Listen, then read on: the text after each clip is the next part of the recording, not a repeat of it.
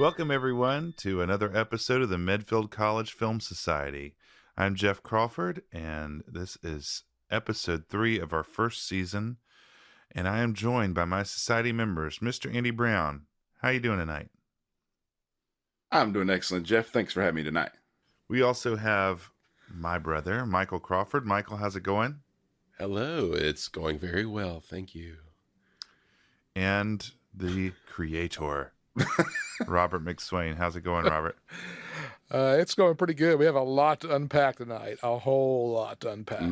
Yes. A deep well of conversation awaits us tonight. Michael, what are we watching tonight? Tonight we are watching the 1976 Disney classic Freaky Friday. Ooh. Starring Barbara Harris, Jodie Foster, and John Astin, and a slew of television personalities, including Dick Van Patten, Ruth Buzzy, and Kay Ballard. Directed by Gary Nelson and produced by Ron Miller. It was written by Mary Rogers based on her book, Freaky Friday. It features music by Johnny Mandel and a theme song by Al Kasha and Joel Hirschhorn, the guys who wrote Universe of Energy for Epcot. Which is one of the best songs, you know. One of a total banger. Yeah. Of the years. Absolutely. So this is another Ron Miller joint. Another Ron Miller joint. We're really racking these up. Yeah, he's become a familiar name. We've had one after the other, pretty much. Right. All right, remind me, who's Ron Miller again? So Ron Miller was Walt Disney's son-in-law, married his daughter. He was a former professional football player who married Walt Disney's daughter, and he did not want to be in the movie business, I don't believe. But Walt pulled him in, and thus we got Boatniks and Gus and Freaky Friday. And he was the producer?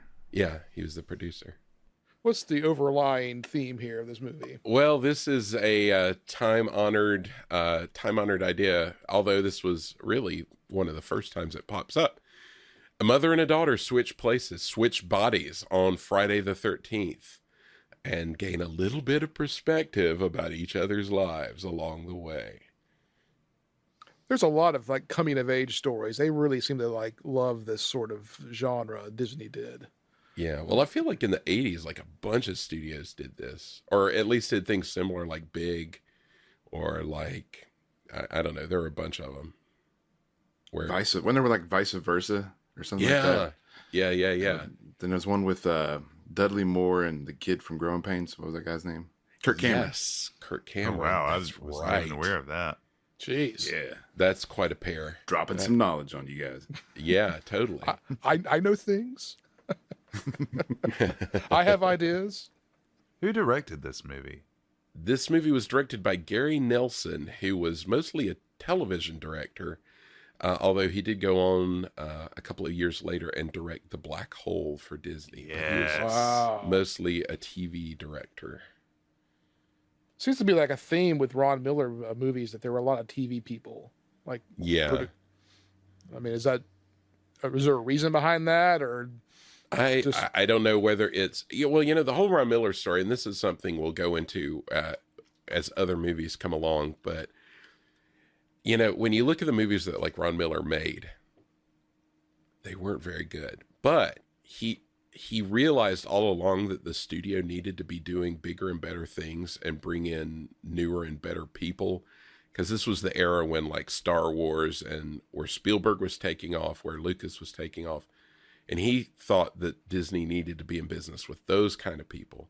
But there was a conflict between like the old guard at the studio who really wanted to play things safe and, you know, keep these sort of reliable workhorse kind of guys around.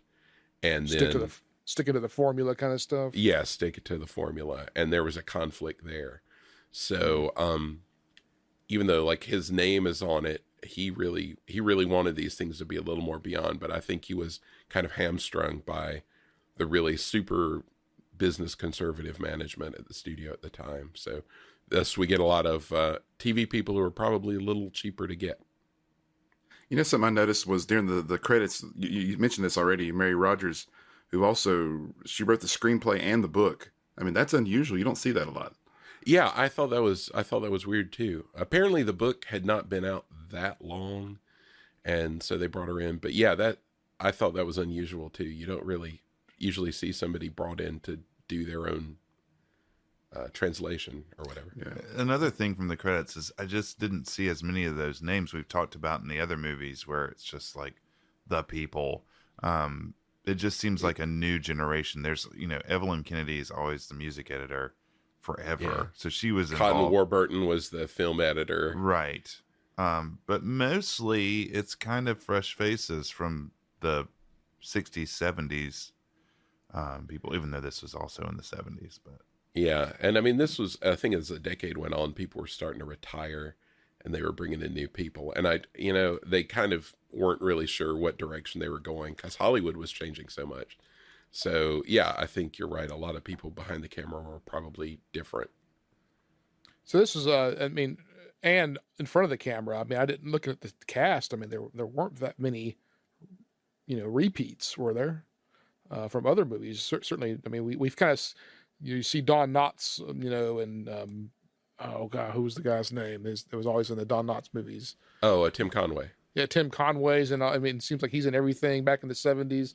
But I mean, was this a situation where the cast seemed to be kind of branching out, trying to get some new people in there? Certainly, Jodie Foster's, became a big name, but she wasn't then. Right. Well, she had just become a big name. This is the weirdest thing about this movie is because you think of, like, she started making stuff for Disney in the early 70s and then kind of kept going throughout the decade. But in the meantime, earlier the year that this came out, or the year before, I'm not sure when the shooting took place, she had been in Taxi Driver, which was a huge breakout role for her.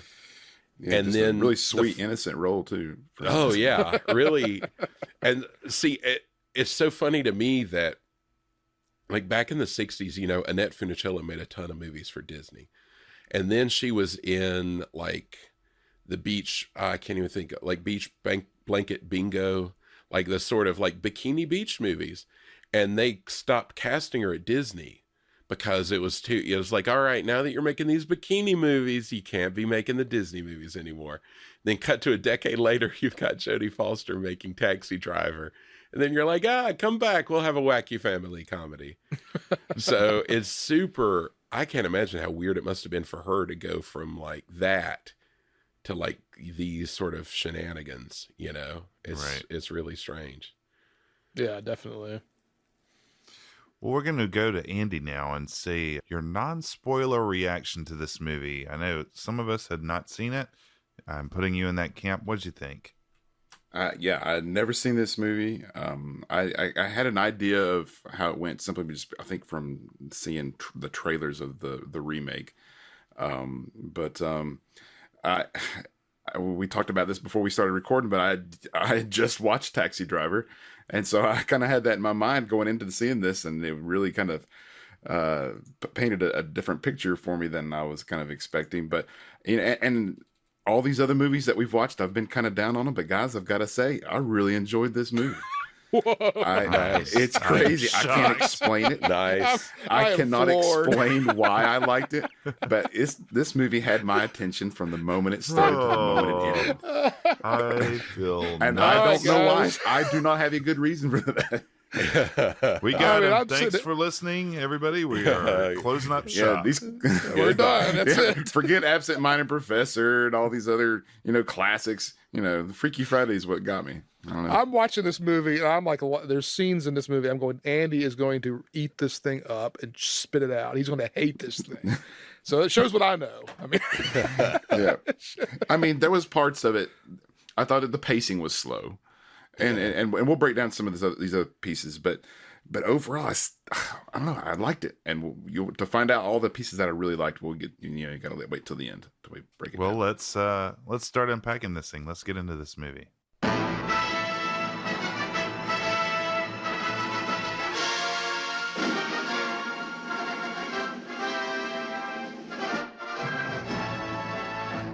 okay, so the movie opens fully animated, and we get a nice song, "I'd Like to Be You for a Day." So Jeff, take it away. Tell us a little bit about this song. Okay. this song was written by the songwriting team, the hot guys in LA, I'm assuming, Al Kasha and Joel Hirschhorn. They had 2 Oscars under their belts for best song for the Towering Inferno and the Poseidon Adventure, which I always get those movies confused. Really? So yeah, they wrote both of those songs. But in the Disney world, they're known more for doing the Pete's Dragon songs, and as Michael mentioned, the Universe of Energy at Epcot, which is, you know, And I had notes here, and this is crazy because I was listening to this song going, this sounds like an Epcot song. This has a lot of Epcot themes to it. And one of the first questions I wanted to ask was, is there any connection to these composers in Epcot? And here we are. Well, I'm interested to know, I'm always interested to know who arranges these things, because there was so much synthesizer, which makes sense with the time. But Johnny Mandel, as Michael said, did the music for the movie. He is just very storied. He did most famously the theme song for MASH, the movie and TV show. But I mean, he has worked he was born in the 20s. He's still alive. He had a credit in like 2009. So, I mean, he has just worked tirelessly. So I'm curious what his contribution was to this movie, because there's like some synth parts, and then there's some really weird like transistor radio music that plays. That's Yes. I want to talk about whenever we get to it, but it's just kind of befuddling what he did. But the song is very much in the Kasha Hirschhorn style. It feels like that song, It's Not Easy, from Pete's Dragon. It feels almost exactly like that song. Yeah. Yeah, it does. That's a good call. Yeah. I just like it. Sounds very 70s. Yes. Oh, yeah. It is very much. I mean, those guys were the hot hand, so they were of their time.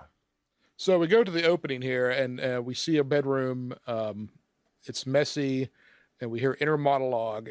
And as it starts, and it's Friday the 13th, it's 7:30 a.m., and we're introduced to Annabelle Andrews, who is this 13-year-old, sloppy kind of kid, trying to figure out life. She's 5'2". She mentions she's watching her weight, which was kind of strange. Let's get the full profile. Okay, and real quick, the weight. I mean, I thought that was absurd that they kept talking about the weight, and she's just like a normal-looking person. Yeah. Yeah. She's talking like about how thing.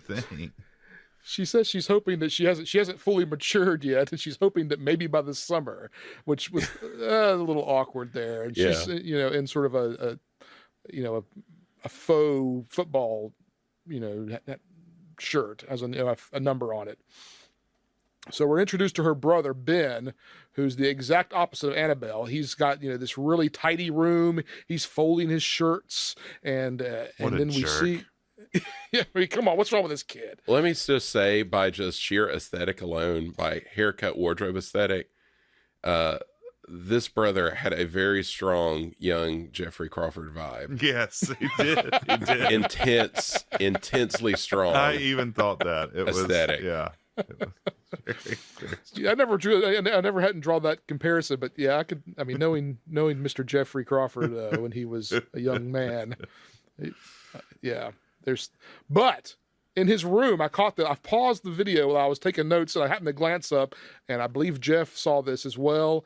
He has a Rutland University megaphone on his shelf. Yeah, what's up with that? So odd and this is like really digging deep, but their colors are the same as Medfield, which I never knew. Yeah, it was red. Yeah, it was strange too. But I thought that was funny. Also, on Annabelle's record player, she had it was an Apple record. I couldn't, you couldn't tell what it was, but probably James Taylor, knowing her. Yeah, probably. Or Mary Hopkin. Yes. So we find out that Annabelle. There's a lot of cuts here. I mean, the whole movie is there's a lot of just jumping back and forth. So we jump back to Annabelle's room, and she's talking, still inner monologuing. She's the captain of the captain of the field hockey team, and captain of the football team would be better. Yeah, well, she probably could be. She's pretty well liked amongst her friends and her teammates, and we do some flashback sequences. She's scoring and in field hockey and that sort of thing. So we're kind of seeing her going through her life, her day-to-day life in flashback sequences here. So we see a really bad green screen of Annabelle. She talks about how she's really good at skiing, water skiing. So we see some really bad green screen of her performing some water skiing stunts, and it's pretty bad. It's bad, and the water skiing is very bizarre. Like the tricks they're doing. I guess I'm not that knowledgeable in team water skiing events, but it seemed really bizarre to me. Water skiing is a major plot point, and It it would is. have been It nice if is. they had done some like practical water skiing to go along with it. I put that in the notes here. Well, first of all, that they're setting up a lot of plot right here in the first 2 minutes. So we're setting up that her dad needed her to be in an aquacade. She's talking about field hockey that's going to be, and It's a good and band then name. she's skiing. Yeah, but, So but we're Michael, they introduced- did do some practical water skiing with like a woman that is clearly much more with, like, a mature in wig. the ways that Jodie Foster's character Annabelle wanted to be. Yeah, It's then like- they do that. That's true. It's not a good double. I think when they cut to the green screen and she does like a back turn and then spins back around again. It was so bad. But it was. I put this throughout my notes. The 70s, and I just kept thinking that as I was typing out some of these notes, and you'll see the theme kind of pop up throughout the whole reveal here. So we're setting up a lot of plot elements here. Annabelle talks about her father now. She introduces her father. We're still inner monologuing William Bill Andrews, whom she seems to greatly admire and respect. He's kind of a nice guy, a good guy. She really thinks a lot of her father. And he works He's in a the PR most firm beautiful in town. person in the world. Yes, that's what she says. I just liked seeing who the father was. It's Gomez Adams. Yes. It's John Astin, so it was awesome. And I found out he was in Mr. Boogedy, which made me really excited, and I need to just Yes, more he's- incentive yes, he to does. watch Mr. Boogedy. Yes. So we're introduced to Annabelle's secret crush at this point, as she's like pressing her face against the window, and we see this kid named Boris Harris, who Annabelle thinks is a total fox, although he has a nasal spray and this big curly mop top, and It's Jimmy Olsen.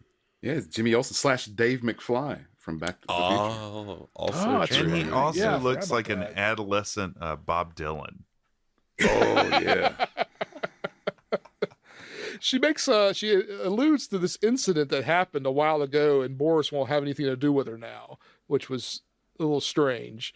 And they clear that up later in the movie, but they just kind of left that hanging. And I'm like, what in the world happened? Like, what did she do? Like, seems kind of strange and maybe dark, but And it clears why up is she later. into him? Why? So Why Boris? The boy And then next door, finally- my friend. finally, right. we're introduced to Ellen Andrews, whom Annabelle acknowledges that they haven't been getting along very well lately. So Ellen, her mom, starts nagging her about eating a normal breakfast, cleaning up her room. Ellen's lecturing her about how childhood's the best time in a person's life. I mean, really? I mean, you guys tell me, was your childhood the best time of your life? I mean, Yep. it's all downhill from there. For some, Yeah. yeah, for some. So Annabelle says she has a lot of worries and doesn't have time for all this, for a normal breakfast and to do all these things, and she's just trying to be a kid. So Ellen reminds her that her orthodontist appointment's coming up, and Bill shouts out that the aquacade's coming up too, and then she just jets out of the house. So Ellen and Bill scoff about how Annabelle will forget the orthodontist appointment, and Bill hopes she doesn't forget the aquacade. He keeps mentioning this aquacade over and over again. I think we've had 3 or 4 mentions of it. made. That's a great name. I love that. It's really good.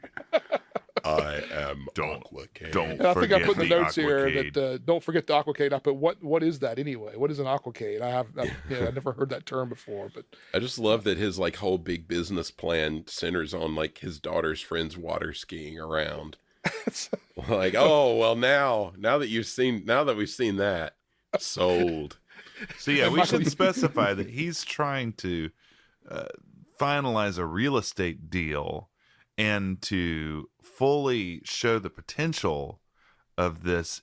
He is putting on an aquacade, and we'll get to the rest of it. Yeah. So Bill's practicing his speech at this point, and he's walking around the house talking about what he's going to deliver to his client about this big marina they're trying to build. So Ellen tries to interject, and Bill sort of cuts her off and kind of gives her this whole women need to be seen, not heard talk, which was really kind of really rough. Uncomfortable. Just show up looking beautiful as usual. Yeah, I have that in my notes too. And yeah, this is the beginning of his demise. I just could not stand this guy. And the fact that Annabelle like looks up to him, I just like do not get it. Yeah, he's pretty cruddy. He's terrible. And then Ellen turns, or after he kind of like talks down to her a little bit, she turns and sparks up a cigarette. So a big long Parliament menthol. or something. A Virginia Slim. Yeah. Now, let me ask you this: is there a lot of smoking in Disney films, or is this like a rare instance? I mean, it's a '70s thing. I mean, I think there was some smoking in other movies. I recall. Hey, the animated Pretty- characters just used curious. to smoke. That's right. That's yeah. true. There's a whole That's right. Pretty Well- rare though. Like my one memory of this movie, I didn't remember much about this movie at all. Was Barbara Harris just like smoking like a chimney? That was like my one memory of it. She So it must seems have like made a an impression. smoker. I mean, that's that seems yeah. legit. Yeah, just sort of thin and uptight and anxious. So we cut to the diner now, and Annabelle's walking in to meet up with her friend, who's like laying across the bar stools there at the diner counter, trying to keep some other guy from taking the seat. So Annabelle plops down, starts complaining about her life. You know, I was thinking though, you know, Robert, you like to kind of make some of these movie trailers, kind of recut them. You know, you could recut that one to like parents just don't understand Fresh Prince and Jazzy Jeff, CJ Jazzy Jeff. I think it would have worked well. That's true. So we cut back to the house, and Ellen is getting the laundry, and Bill is still practicing his speech. Ellen's complaining about Annabelle's clothes and the terrible teens and all this, you know, how Annabelle's this and that. It just kind of feels like the whole world revolves around Annabelle. I mean, the whole family does. Ben's doing his thing, and everyone's worried about Annabelle. Yeah, he's like taking care of himself. Hey, you don't have to worry Folding his about Ben, clothes. Robert. Yeah. He's perfect. So Bill again says, without Annabelle, we won't have an aqua show that afternoon. Aquacade. Once again. Aquacade. It's mentioned again. So it seems like this aqua show or aquacade is really important. Like I said, they keep mentioning it here. I think old So Bill Ellen- has some problems with anxiety and, narcissism for sure. Yeah. Yes. So Ellen mentions that she has a conference at school to talk about Annabelle and her lack of progress. Bill is up to his neck in work and can't be bothered with the kids, problems. Men are working, women are dealing with the kid problems. Just show up and look beautiful. That's just it. show up and look Pretty easy. beautiful. We got work to So- do. We cut back to the diner, and it's just back and forth. And they're setting this up. I thought this whole sequence was fine. I kind of liked how they did this, just doing the contrasts between the two worlds right now. So Annabelle's at the diner. She's complaining about her mom. Her mom won't let her go to Hillary's because all they'll do is kissing games. So, Yeah. I thought that was weird. well, what's wrong with that? I mean, it could be a lot worse, let me tell you. So also, she wants to get her hair cut, and the last time they cut it too short. So Annabelle complains about her fight with her mom and about how it's her image and her life choices and this and that. It's typical teenage angst. It's But they beyond- cut it really fast. They're like cutting it like they're having a conversation with each other, even though they're like monologuing independently. But it's like they're like each one's like saying their part of the argument that they had, and it's cutting back and forth like a conversation. And it just kind of gets like faster and faster, like cutting back and forth. So it's like they're kind of converging. Yeah. So then we're immediately back to the kitchen, and we see Ellen making the same complaints to Bill about the fight they had, and it's more from Ellen's point of view. And then immediately we cut back to the diner, and Annabelle's complaining to the guy next to her now. She's given up on her friend Virginia, who's sitting on her right, and now she's talking to the gentleman next to her. There's sort of this awkward thing in the earlier cut that he has a cigarette sitting in an ashtray right in front of her, and they did like a specific shot to show Annabelle grabbing the ashtray and sliding it out of her way, just to sort of say, I'm not interested in smoking, I don't want to smoke. It seemed kind of strange that they were setting that up, but hey, whatever. So Annabelle's complaining to the guy next to her and how her mom made her do this and that, and she just wants, what she wants, and she's just, she's trying to live her life. And then immediately we cut back to the kitchen again, and Ellen's saying that she has lots of responsibilities, and Annabelle doesn't notice it and doesn't get it.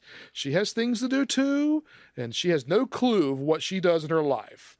Ellen sparks up a second cigarette now. Yeah, like that ciggy. Keep it rolling. It's the chain gang. So Annabelle... We cut immediately back to the diner now. I mean, we're only getting like 1 or 2 lines in now at this point. We're just cutting right back and forth between these two.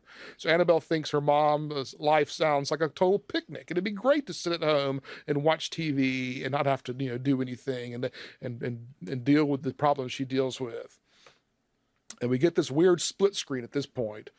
And Annabelle and Ellen are both looking off, and they say in unison, I wish I could switch places with her just for one day. Then we get this weird dramatic music, a freeze frame, and this weird masking effect where like it starts like flashing green and red with these like silhouettes.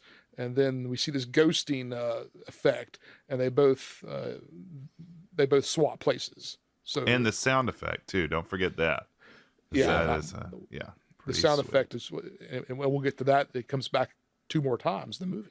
That's freaky. So, yes, because it is Freaky Friday, the 13th. Yeah, as a parent though, I was kind of bothered by Ellen. I felt like she was being pretty selfish at this point.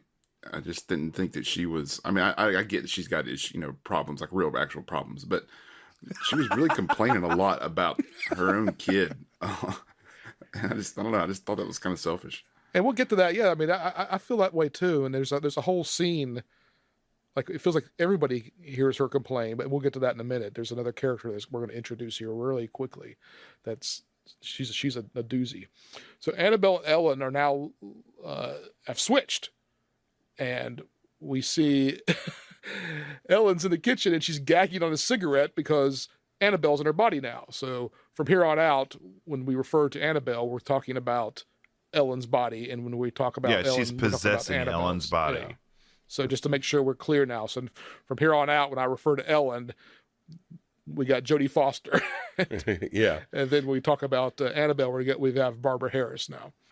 So Annabelle says something's really freaky here, and Bill is kind of barely noticing. He sort of looks up from his work and is like, hey, everything all right? And just whatever, big deal. Well, she drops a bunch of like dishes, like a bunch of glasses on the floor, and he's like, hey, what's going on? Not my sphere. Not my problem. Hey, can you get Annabelle back for the aquacade, please? Yeah, aquacade. Gotta have this aquacade. So we hear her inner monologue, and Annabelle is sorting out what's going on, and she's kind of looking at her mom's body, and it's kind of creepy and uncomfortable. That was weird. Really creepy. Yeah. Like enumerating her mom's parts as she like checks them out. It was funny, like in Big, because when he wakes up and he's a grown man now, and first thing he does is look in his pants with Tom Hanks, and I thought that plays, but this doesn't play here. This is just kind of weird and uncomfortable. So we hear inner monologue, Annabelle sort of sorting us all out, and then we cut to the diner, and Ellen is coming to terms with the fact that she's at a diner eating ice cream for breakfast. And she calls Annabelle the junk food junkie. Junk food junkie. Now, let me just say, I was confused. Annabelle didn't want to eat breakfast because she was worried that she was going to, quote, grow up and be a blimp. But then she goes and eats like an ice cream sundae for breakfast. What's up, Annabelle? Come on, Annabelle. Get with the program here. Don't be a junk food junkie. Don't fat shame. But yeah, I mean, it takes them forever to realize what's happened. It's like they're like, what's going on? Why do I have a cigarette in my mouth? Why do I have my mom's body? What's going on? Yeah, there's a lot of cuts here back and forth as they're sort of doing this.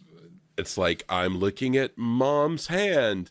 wait a minute, I'm like, look in a mirror. Oh my gosh, I'm in Annabelle's body. It's like it wasn't a familiar concept at the time. So they had to like really explain what was going on. So we cut back to the kitchen now, and Annabelle's excited to be in her mom's body. She's screaming and saying this is great. And Bill is still unfazed. Like Annabelle's having this episode in the kitchen, and he's just kind of like, whatever. Business as usual here. And so Ellen calls Bill from the diner and is struggling to get the words out. Like she's trying, she doesn't know what to say. She's still kind of confused. Bill doesn't have time to talk to her, and Ellen tells him to button up and listen, which kind of gets his attention. And Bill gets angry at his daughter for talking to him like this. And Ellen at the diner asks how Annabelle at home is doing, but Bill doesn't see anything strange. His wife is just screaming and dropping a bunch of dishes and yelling and screaming in the kitchen, and the daughter is calling him with weird questions, and Bill just is like, no, everything's fine.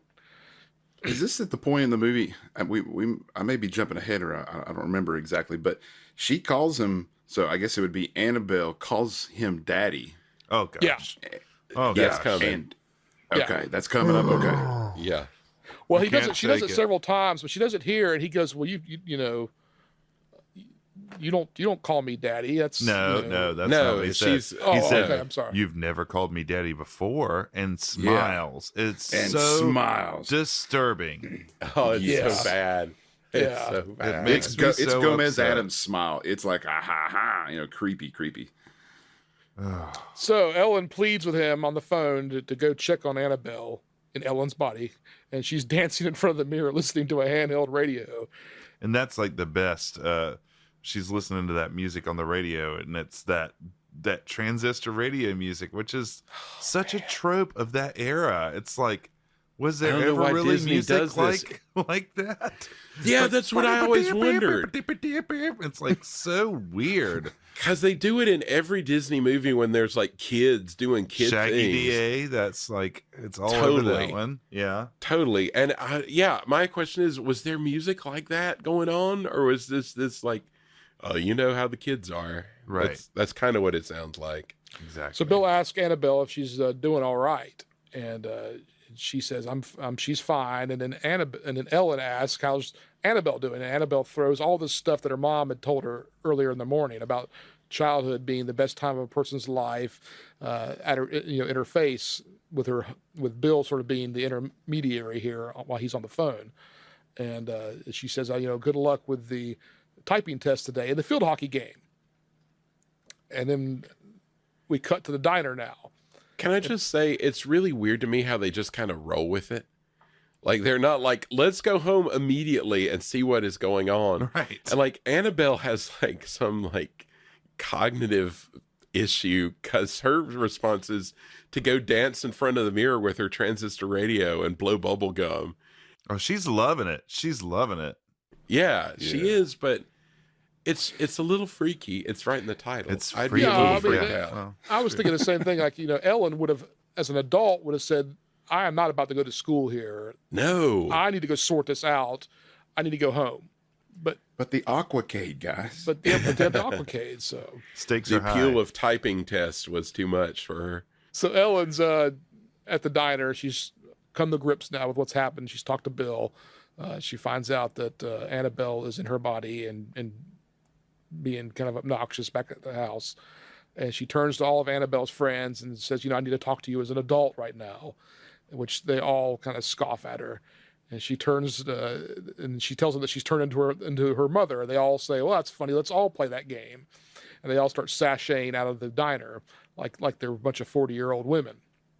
They're like, this is a fun game. I enjoy this game. Yeah. Is it fun? I don't. I will point out that one of her friends was 80s TV icon Charlene Tilton Oh. in her first movie role of Dallas fame and others. So as they're leaving, they're complaining that their mothers could never get through the day that they have to go through. It's just so miserable being a teenager. And I laugh. My wife works with young kids, And the stories she tells me are very similar to this. They all complain about their lives being just so hard and so horrible. So it's it kind of struck a chord with me. This part did. I kind of She's laughed. setting herself up for a Freaky Friday. Yeah, she's really it's coming. So we immediately cut back to the house, and Annabelle's getting Ben ready for school and is telling him that she's not going to cook breakfast for him and to here to eat the sugar-coated Snappy Crackles. And I noticed that there's on the front of the box, there's a Nancy Drew and Hardy Boys book offer, which seemed like a really, because again, I'm freeze framing so much here. And so I kind of glance up and see this. And I'm like, well, it just seemed like a strange thing for the props guys to include that much detail. For a made up cereal to have that on it. That is weird. Yeah. So it almost makes me wonder if maybe they grabbed an actual cereal box and just painted over the logo and put, whatever it was, the Snappy Crackles, sugar-coated Snappy Crackles on it. And it was really a box of Cocoa Puffs or something like that. But she gives Ben this giant spoon and a bowl, and then he starts wolfing down her Snappy Crackles. So then Ben gives her this awkward hug as he leaves for school. And luckily, Bill sort of just waves at her, and we avoid the awkwardness of him kissing his wife goodbye, so we don't have to deal with that uncomfortableness. So... But again, I'm like, does Annabelle have any impulse control? Because they go out and she starts skateboarding. Yeah, so it's like just she was take it acting down a drunk. notch, Annabelle. That's what I thought. I thought she was just acting drunk. Yeah, there was one line she had. I can't remember what it was when she's in the kitchen, where she's just like, "Far out, man." It sounded like she was like blitz out of her mind, just like, "Yeah, crazy, man." So. She hops on the skateboard, and Bill's like just watches her sort of in disbelief, but at the same time he's okay with it. That's what I don't get. And then he starts giving her this long list of things she needs to do before the big aquacade that afternoon. And he says, you got this. Don't worry about it. You do your job, and I'll do mine. Ugh. Here we go again. And I cringed at that again. So, but. Women be skateboarding. Huh? Women be skateboarding. That's right. I love that one of the things he does, one of the things he asks for is his dress shirt with the ruffles down the front. Yeah, that's I'm right. like, oh, now you're talking. Yes. So Ellen is with Annabelle's friends. They're getting on a city bus to go to school, which seems a little odd, but maybe it's a 70s thing again. I don't know, but it's a city Ellen thing. Complains. Yeah. So Ellen complains that Annabelle's sneakers are always uncomfortable, and as they get on the bus, she doesn't have the change. So she immediately goes, "All right." She pulls off her sock and unloads a bunch of loose change that she keeps in her sock, and is able to pay the bus fare. This was all kind of uncomfortable to me. Did you guys ever carry coins in your shoes as a kid? No. I remember that being a thing, though. I witnessed that. Really? Yes. I was lucky to be in the cohort where for a brief time we had the zippered pouch on the side. I was gonna bring that up. Oh, okay. Yes. There was a zippered pouch. Yes. And then I remember more than change, people putting bills in their socks and shoes. Yeah. I can't imagine walking around on change though. That's crazy.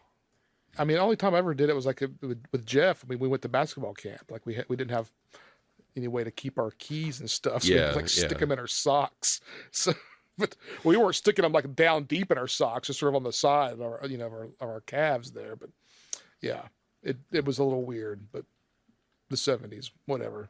So at the house, Annabelle's attempting to put her mom's hand lotion on and put on makeup and put on these really kind of creepy fake eyelashes. And it seemed weird to me because here's Annabelle, who's a tomboy by all, indications, and she's trying to be girly at this point. And, why didn't she just say, the heck with it. I'm going to just be me today in my mom's body. I'm not going to play the game. I'm not going to put the makeup on, but she does. We have this long inner monologue about Annabelle as she talks about her day ahead of her and what in the world's her mom going to do.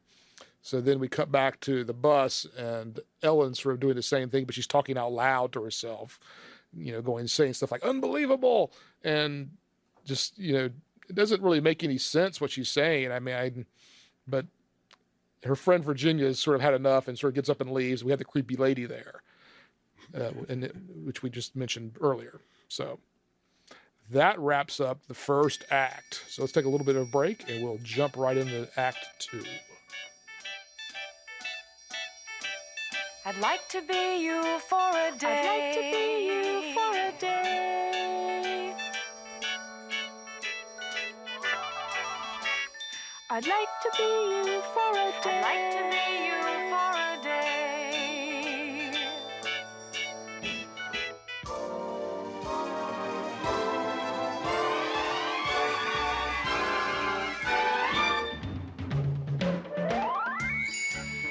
All right, Act 2, here we go.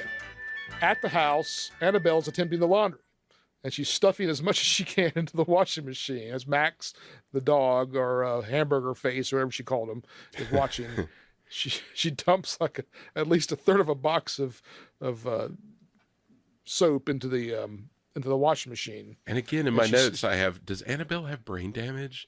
I mean, this is insane. I know this is like bits of business of like kids are dumb, but it's crazy.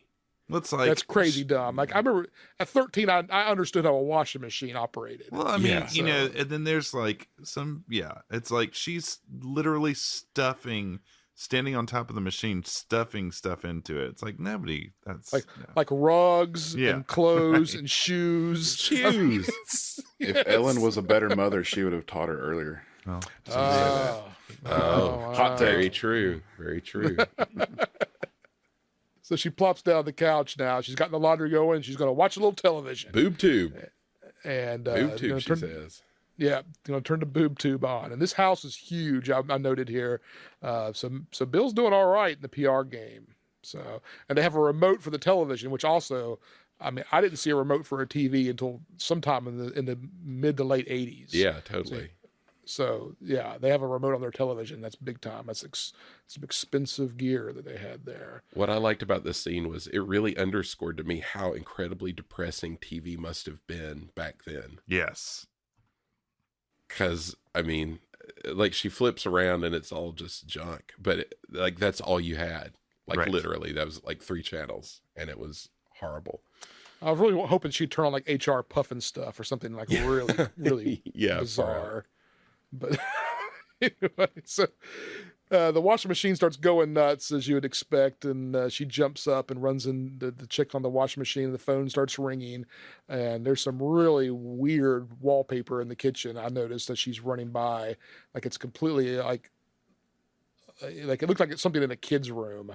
I mean, I can't really explain it other than it's just completely out of place. I wonder if the set designers were just asleep at the switch there, or something got slipped in there. Or it's the 70s. Or it's just the 70s. As I have in my notes, the 70s look awful. Yes. It just looks like it would have been a miserable, miserable time. You're going to make some fans mad, man. Yeah. Well, sorry. I'm glad I wasn't there. And I put in my notes here, as the washing machine dies, the sound effects are amazing. Yes. it's like this belching sound, actual like somebody belching. And then you start hearing like the standard whirling sound. It's just I was waiting for flubber to come out of it. Yes. And I should say here, like while this is going on, like Barbara Harris is the real star of this movie. Like she's bringing it. She brings it so hard. And like as a kid, you never like, you're like, of course, you know, that's what would happen. But like once you realize like she's an adult actress, just absolutely throwing herself at it. She's so good. Yeah, there were times that she would do things through this movie that I would laugh out loud because it was really cracking me up. She's just going all in. There's one scene we're gonna get to in a minute. My jaw hit the ground. I had to watch it 3 times, but we'll get to that in a minute. Here, she's trying to answer the phone. The phone's ringing while the washing machine's dying. There's soap coming out of it. It's you have all these crazy sound effects. And she answers the phone. She can't hear anything in the kitchen, so she runs to the hallway and picks up the phone. But she left the phone off the hook in the kitchen, so she's running back and forth. And then she picks up the phone as the washing machine dies in the kitchen again. And she does sort of this ruse that she's the operator. And it's kind of funny. Like I thought it was, just her voice. Her voice is really funny. It's really this really weird, like pinched voice is very funny.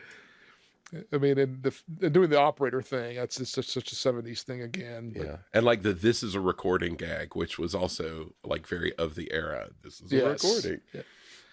So then she realizes it's Bill calling and he needs her to pick up some booze, which is what he called. How about getting some booze? Pick up some booze for the after party at the Aquacade. So an awkward moment there, and she suggests that he suggests that she should wear that black dress. So Daddy wants his black dress. Slinky black dress.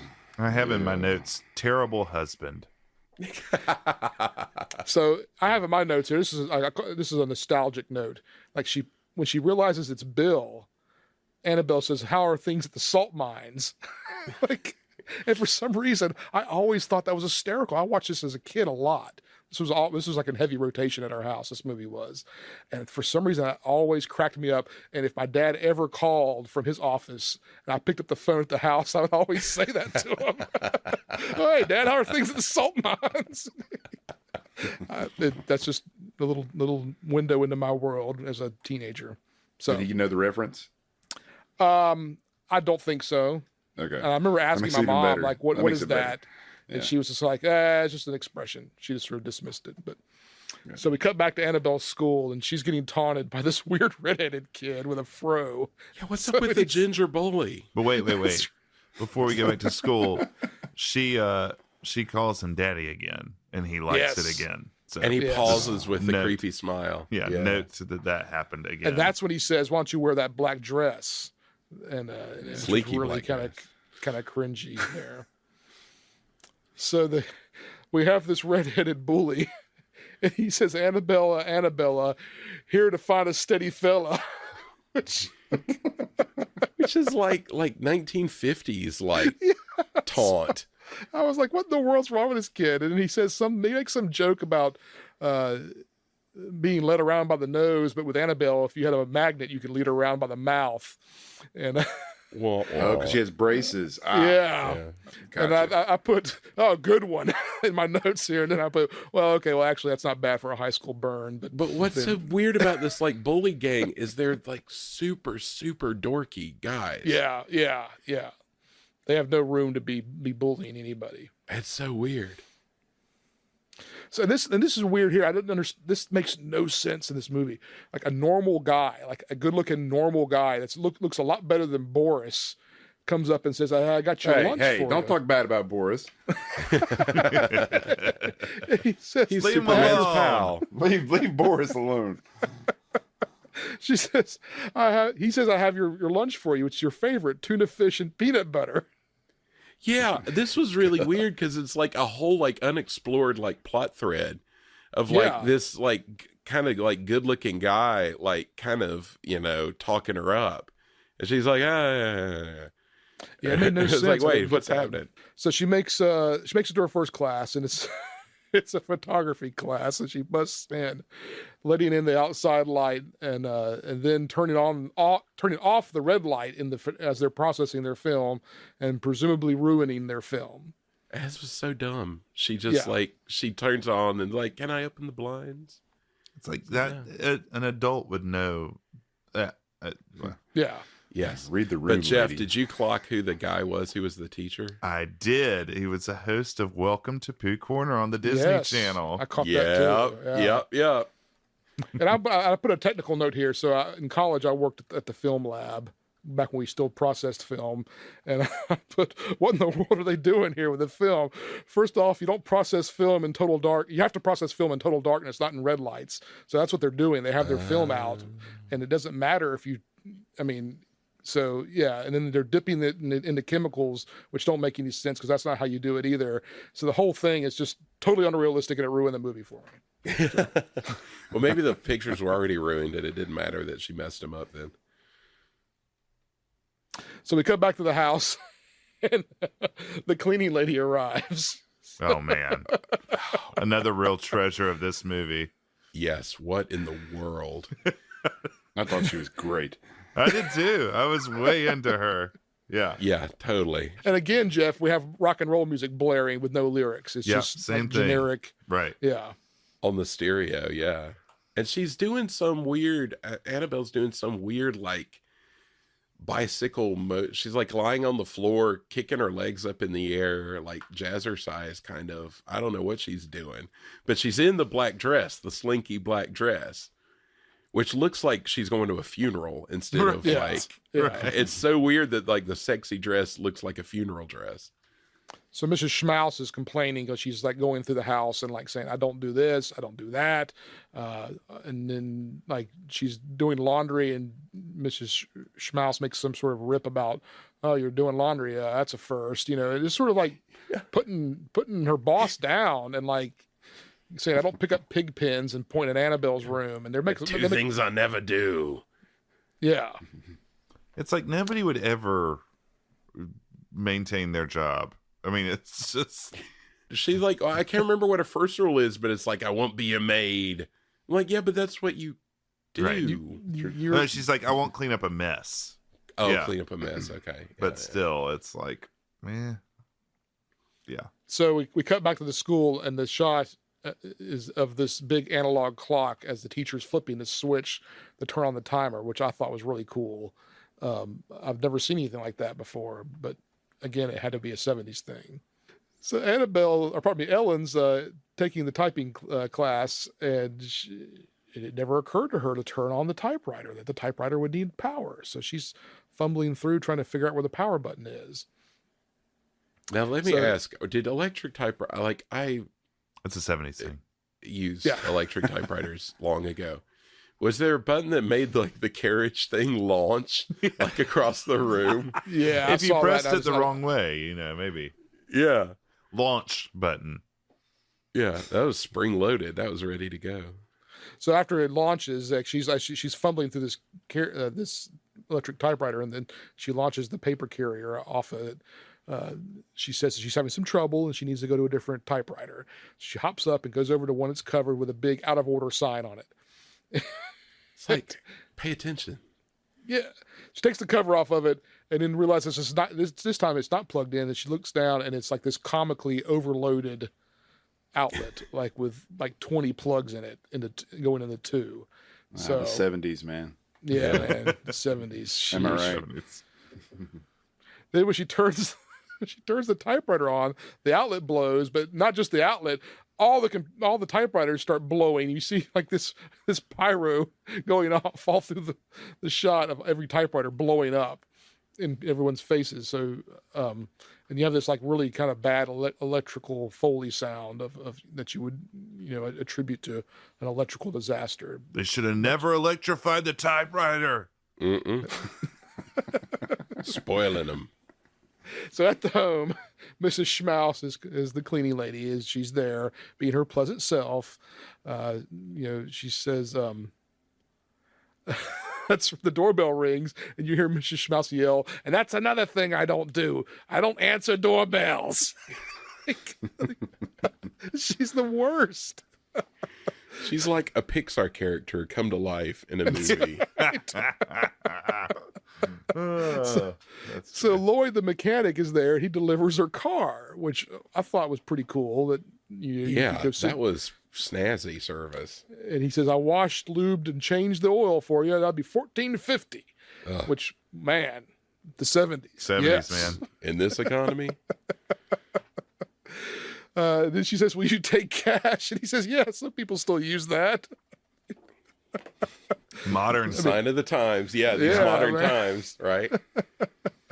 I have in my notes, really stressful hijinks ensue. Yeah. And well, I'll let you go a little further. And I have in my notes here that Barbara Harris is totally killing it at this point. Like, yes. I mean, she is frantic. She's running back and forth. I mean, she is really bringing it. And I don't know. I'm going to disagree. I don't think she's playing it. I think she's playing it way too broad and way too silly. I don't think she's playing it as Annabelle would be. And so I just thought I thought it was just overacting, in my opinion. Interesting. Okay. So Yeah, well, that's why I keep just wondering, is like Annabelle insane? Because like the way she portrays her is like totally deranged, you know? Right. It's very different than the Annabelle that we see at the very beginning before they switch. I always took it that she's trying to be an adult. She's trying to act different. She's not acting like Annabelle. She's trying to act like she thinks her mom would act in these situations. So Yeah, that's I why can see that, there's the shift in the personalities. So, but I liked it. It's like one of the few things I liked. You would. so the Aztec carpet cleaners arrive, which Which is great. that's Yeah. what a great name. And they say they clean their carpets. It's like, it's Friday. We're here to clean your carpets. Yeah. They get their carpets cleaned every Friday. Yeah, I wondered Balling that out. too. Bill, man, he's Bill. raking it in, man. I'm Well, telling but you. isn't she doing her job and he's doing his, you know? Yes. Yeah. Oh, that's good. So as the carpet cleaners are coming in, Mrs. Schmaus is still like barging around in the background, and she's not like doing anything. She's like just carrying stuff around. Yeah, I don't know what she was ever. She's just got like that mop that she carries around. I don't know what That's she's one thing I wearing. don't do. I don't mop. And she walks around with a mop. And she's wearing like these like bedroom slippers, like these big purple fluffy things on her feet. I couldn't figure out what was going on there either. So the neighbors arrives and she needs a hairdryer. So all this is happening just bang, bang, bang, bang, bang. It was one after another. Like all this is starting to like pour down on top of Annabelle. This whole like scene of things gave me a real Mr. Mom vibe where he's like trying totally. to juggle all the needs of a housewife and he's like really out of his element. So as the neighbor walks in asking about the hairdryer, Mrs. Schmaus goes barging through the scene again, yelling, "That kid'll be on dope before you know it." That was my favorite. That was my favorite too. Something else I don't do. I don't do dope. But she does a lot of drinking though. Yeah. Oh, yeah. Whoa. As we find out. And then Al from Happy Days arrives and he's got the drapes. Yeah, the Draper man. I was like, That's exactly what I wrote. What's up? Yeah. And I went and looked it up and like he's only like in 3 or 4 movies, this being one of them. Like I would have figured Weird. he would have popped up in, you know, a half a dozen or you know, a dozen more movies, but this is pretty much it. This and he did a bunch of television. But so then we have Mrs. Schmaus comes barging through once again and complaining about that she's been accused of stealing the liquor out of the liquor cabinet. Mm-hmm. And she tries to throw Annabelle under the bus and saying it was probably your no good rotten daughter that was stealing the booze. So that comes back later, a little subplot there. And we kind of wrap that up nicely in the third act. So the grocery boy arrives now. So now we have a house full of we have a repairman, we have the mechanics, we have the cleaning ladies there, we have the floor guys, we have the neighbor, and Annabelle, Al, the Draper guy. Al, the draper guy. When the grocery boy is wearing a bow tie, which I really Yes. liked. The 70s, man. And so at this point, as Mrs. Schmaus is still yelling about just complaining, Annabelle fires Mrs. Schmaus. I mean, who was clearly asking for it anyway, and then she's like begs her to stay and finish the house before she's fired. But I love how she says you're fired. She says it in this really crazy, it's like, you're fired. This really like crazy kind of way. It's like she's so offended by like what she said. It's so good. So we cut back now at this point to the school, and Ellen is on the marching field with the marching band, and we're introduced to the band director. Oh, what's that guy's problem? What's going on there? I Okay, don't know. so Oh, boy. I was real excited to see this guy. This guy's another that guy. I had no idea what his name was. It's Fritz Feld. But he is in a bunch of movies. He's in Herbie Goes Bananas. His thing is, in every movie I've ever seen him in, he does this thing, and he does it to Annabelle here, where he turns and he does this like pop thing with his hand on his mouth. Yes, This that was really so weird thing. Signature He does move. that in every movie. I Yeah. don't know why. I don't know why that was his thing. It must but be it like a was. stand-up comedian or something with it. That's like something he does. I don't know. Yeah, Must I be, didn't- because I was like, I know this guy, and I was like, is he gonna pop his mouth? And he did. I couldn't believe it. And then I put here in my notes, why in the world is the marching band practicing in full uniforms? So as an accomplished marching band musician myself, as a drum major in high school, we never marched in our full uniforms. It was totally unrealistic and it ruined it for me. So Second time it's ruined the movie for you. second time, my film career and my marching band career both have ruined this movie for me. Totally unrealistic. So Virginia, her friend, warns Ellen that Mr. McGurk is coming up. So, Mr. McGurk. did we even get introduced to Mr. McGurk? Okay, well, yes, because they did that thing which drives me crazy in movies where, like, so, she is in somebody else's body and they're like, Mr. McGurk, who's that? And they're like, Annabelle, it's the blah, blah, like the teacher. And it's like, I hate that thing. It drives me crazy because it's like, that would never happen in real life. Right. So, yeah, she says he's the dreaded English teacher and his term paper's due today. So also I put in my notes, their marching technique is really bad. It's annoying me. So. Hey, that ruined the movie for me. I noticed that too.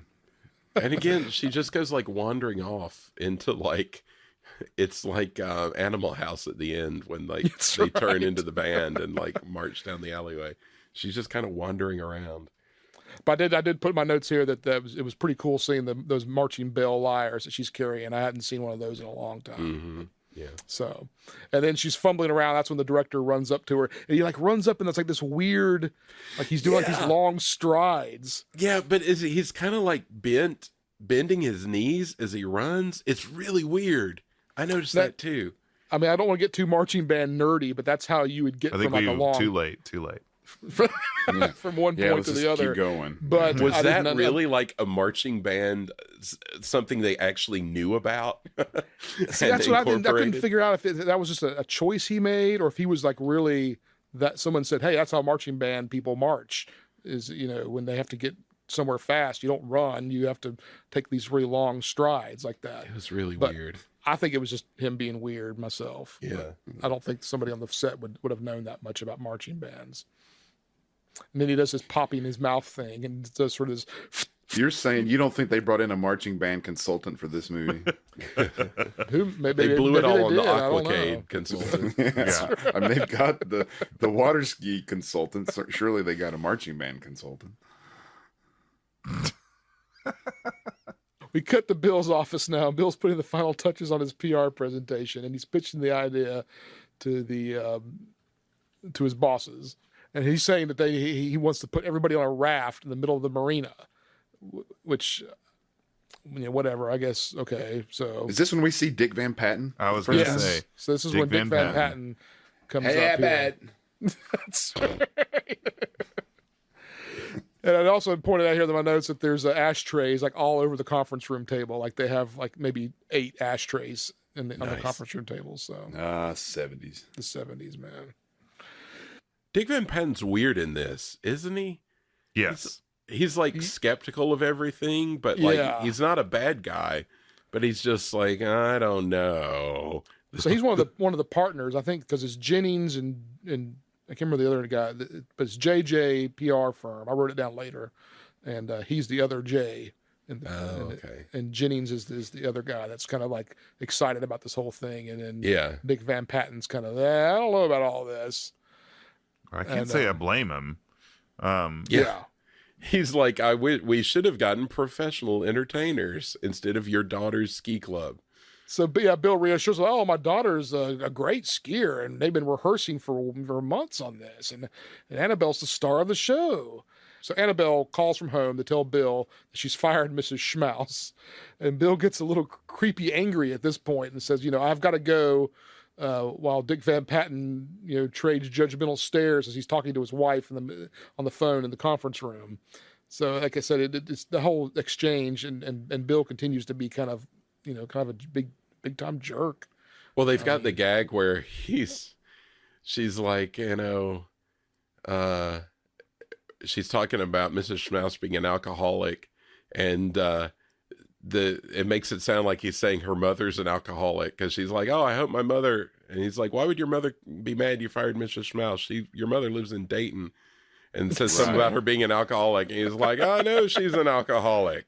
And he's like, oh, no, not her mother. Not her mother. It's the housekeeper. So we cut back to the house now, and Annabelle's attempting to iron Bill's shirt with the big ruffled shirt. And she's like spraying starch all over it and ironing it.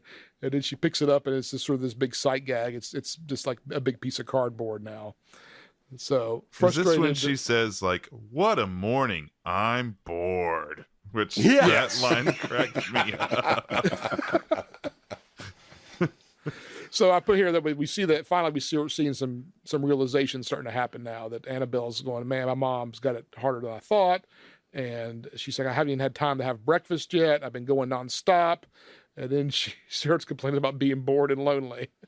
So Annabelle decides to call up Boris Oh man. from across God, the street. This That's a is sentence that rough. should never go into, and she Rough. kind of decides to call Boris. And then I put in the movie, in my notes here, and now the movie takes a strange turn. Strange is very polite. Not for Boris. So True. I also put that Boris doesn't, like, she's talking to him on the phone. He doesn't want to come over because he's afraid Annabelle's going to be there. So we kind of touch off on this whole like mystery of why he wants to avoid Annabelle. Like, what has she done to him to make him so scared of her? Like, so he comes over, and Annabelle changes into a new outfit now in an effort to try to impress Boris, which is, yeah. So and she it's she like a keeps speaking velour like this. jumpsite or something, like a Yeah, red it's like this- velour like bodysuit. Yeah, I kept being like, are these supposed to be pajamas or?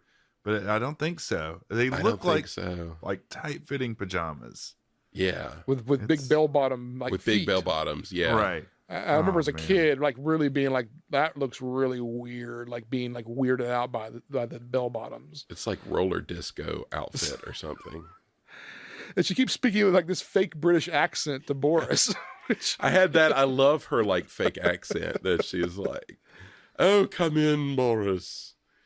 so Boris is sort of like wandering around the house while Annabelle's like trying to get ready, and he sees Annabelle's room, and it's like, what a mess. And she tosses her brother into the bus and says, "Oh no, that's my brother's room. That's Ben's room." And Boris quickly points out that he has a dollhouse and a canopy bed. And she says, he's very, progressive or something. I can't remember. Oh, now. I've got this written down because this cracked me up. She says, "Oh, he's a very peculiar boy. He's liberated," That's right. which cracked me up. He likes Rutland. Yeah, Rutland fan. You know those Rutland fans. So then she convinces Boris just to hang out with her. And then I put my notes again, and we keep getting creepy here. So Oh gosh, yeah. we cut immediately now. And Ellen is is in her history class, and she's totally killing it now. So like, evidently Ellen's like a really big history buff, and she knows everything about the Korean War conflict. Yeah. And she's just like, She's just got going opinions on and about the on. Korean War for sure. And her classmates, Virginia's sitting there next to her, and she's just rolling her eyes, But what kind of friend is Virginia, though? I mean, that's kind of where I'm getting at now. But whatever. Trifling. So outside the house now, we're with Boris and Annabelle, and Annabelle's like talking to him about. Back up here. So yeah, they're hanging out in the neighborhood now, outside the house, and they're in front of this 1960s International pickup truck. And that just stood out to me. I was like, what? I've never seen a truck like that before. So he begins to show her how to throw a boomerang, and then things get really uncomfortable now as he's like putting his hand around her, like, How do you throw it, Boris? and Annabelle suggests that she should show her daughter how to throw a boomerang sometime, and he says he'd rather show her. Which, Yeah. Yeah, boy, Boris. Like All Boris is right. kind of creeped out, but kind of into it. Like he's warming Oh. up to it. He's totally getting into it. for He's sure. totally getting into it. Yeah. He's like, no, I'd rather just show you. so Annabelle quickly deflects his advances now and says that her daughter's changed from the time when she cut his head open with a tin shovel on the playground 5 years ago. And Boris quickly corrects her and says, "Oh, well, it was 4. And I still have the scar." So we finally figure out why Boris is scared of her, and rightly so. I think if The my head origin was, story. yeah, we have the origin story now of Boris's fears of Annabelle. I don't know why they just didn't bring that up at the beginning, but I guess they kind of made it as a Hey man, sort it of had you cliffhanger. hooked. Yeah, it did. It's true. Yeah. So Boris continues to reject Annabelle's attempts to talk about her daughter, and out of frustration, she slings the boomerang and it goes sailing through a window across the street. It's a hairdryer lady's window. Yeah. Mm-hmm. So cut back to the school now, and Ellen's continuing to annoy her fellow classmates with her knowledge of the Korean War conflict. The boys in the class toss a paper airplane at her with a note telling her to clam up and sit down. And it was signed The Phantom, which I love. I didn't see that. So this should happen more Phantom. often. I need to assume The Phantom and write some notes to people. But Yeah. she saw them throw it, didn't she? I mean, Yes. it's not like... And then they do like the most obvious like book drop ever. Yeah, so I put that in my notes here that they saw the drop their books at the same time, which, I don't get it. What's that supposed to accomplish? That's total hackery. Yeah. 70s, man. 70s. And then the bell rings and Virginia is annoyed. She just storms out. And the boys immediately sneak off and we hear one of them say, "I got an idea."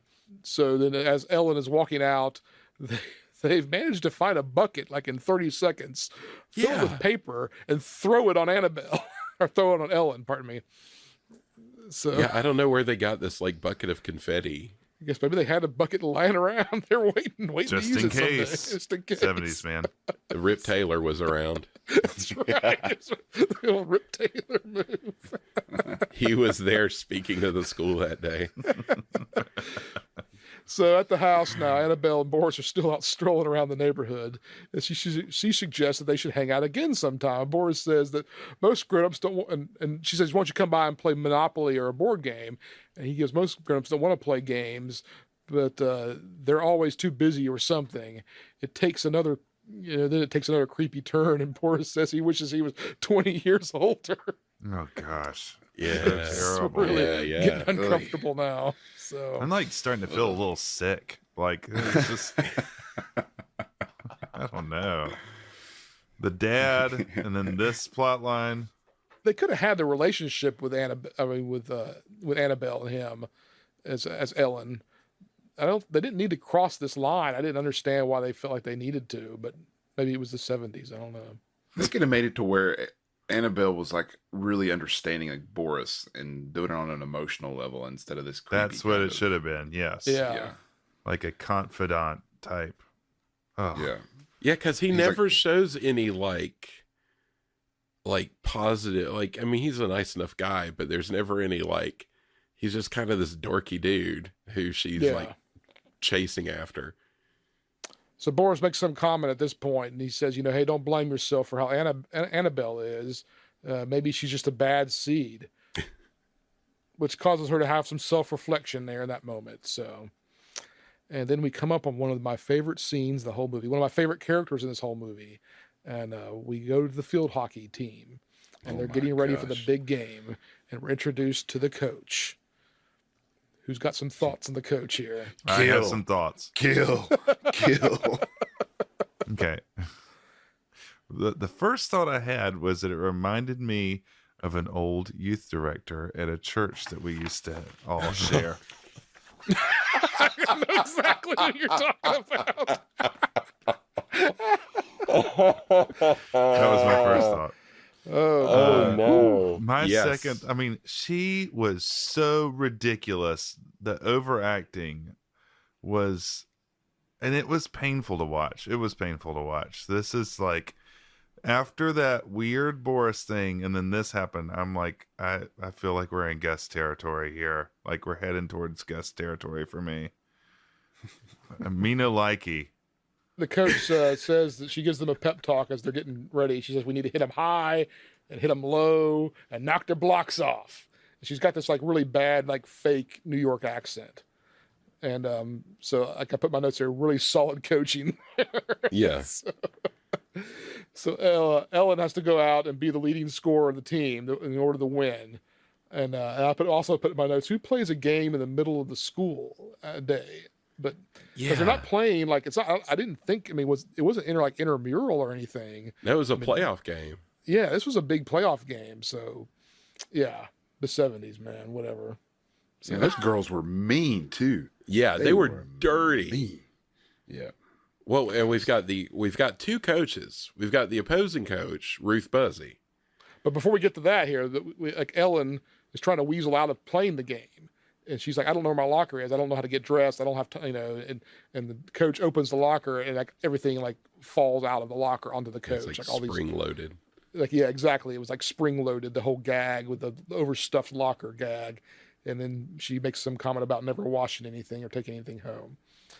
So we cut to the field now, and we're introduced to the other coach. Yes, another laugh-in. That's where I knew of her. I could not Ruth place that Buzzy. actress. Oh, yeah. They were both Okay. of the coaches were on laugh-in. Oh, really? Okay. Yeah, Wow. yeah, but Ruth Buzzy more so, I think. Yeah. So the coach, Annabelle's coach gives him another pep talk, and she says, all right, here's the game plan. Get the ball to our super jock, Ellen in this case.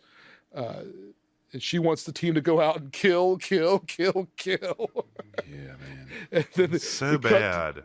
So bad. And then we cut to the opposition's coach, and she's talking about, fair play and sportsmanship, and but the only way to win is going to be to get Annabelle Andrews and get her good, was the direct quote. So it's like they're headhunting out there. I mean, It's like Cobra Kai field hockey. it's the Cobra Kai field hockey team. So the game starts, and the coach yells, "Forward into center." To which the opposition coach says, "Center." Corrects her New York accent, which it was so over the top, so unnecessary and just bad. So the game starts, and everyone starts cheap shotting Ellen just back and forth. I mean, Where's the bad. ref in this? There's Yeah, no that's the other ref. thing. Like, there was no ref. This Yeah, is the my coaches- question. Like, why are the coaches running around on the field with the players? That's not That's a what thing, I had in my is it? notes. Yeah, it's like, why are the coaches there and where are the refs? Like, because the coaches are on the field. Yeah. So now we're at the park. We cut, and Annabelle's is walking Ben home from school, since she can't drive, and she's holding 2 big grocery bags full of food. And Ben is concerned that they won't have time to get to lunch walking. And Annabelle says it's going to be a pickup lunch. So she says, pick something out from the bag and eat it. To which Ben pulls out a bottle of gin. Which real quick, 70s comment here. These bags from this era, were they really that big, or were they like exaggerated in these movies? Because I feel like in all these movies, these giant paper bags. I remember them being that big. All right, 70s, man. There we go. 70s, yeah. One thing I learned from this scene is that Ritz Crackers has really not changed their box art at all. Hey, man, you get a winner, you stick with it. 40 years, 45 I'm years. way into Ritz crackers. Yeah. No, it's a good look. It's a good look. I'm glad they Good stuck look, with good it. cracker. So Annabelle tells Ben that she's fired Mrs. Schmaus, and Ben's relieved. He hates Mrs. Schmaus because she talks bad about Annabelle all the time, and that he likes Annabelle even though she doesn't like him. So we have this tender moment where Annabelle's like finding out that her brother's like got this huge, really admires her, and then she like stomps on him all the time. So on the field, Ellen, But the also field, it's like she's like trying to talk him into. She's like, you should hate your sister more. What's wrong with you? Like, it's so weird. Like, she hates Yeah. you. Why don't you hate her? Yeah, she hates you. So we cut back to the field now, and Ellen's struggling still with the game and keeps getting cheap shots, just left and right. I mean, we're talking like they're not even like subtle, like tripping her, elbowing her, knocking her down. And then someone calls her yellow, and then Ellen gets mad. But I did put my note to it. It's straight Back to the Future 3 right here. Yeah. Exactly. Well, she's walking off the field because they clock her in the face. Yeah. Like, just walk by and basically just like punch her in the nose, and she's like done. I And just like- want to say though, Robert, we've coached girls basketball teams before, and this is very true. These girls, when they play, are mean. They are mean, yeah. They're meaner than guys for sure. Oh, way meaner. Like, yeah, it's bad.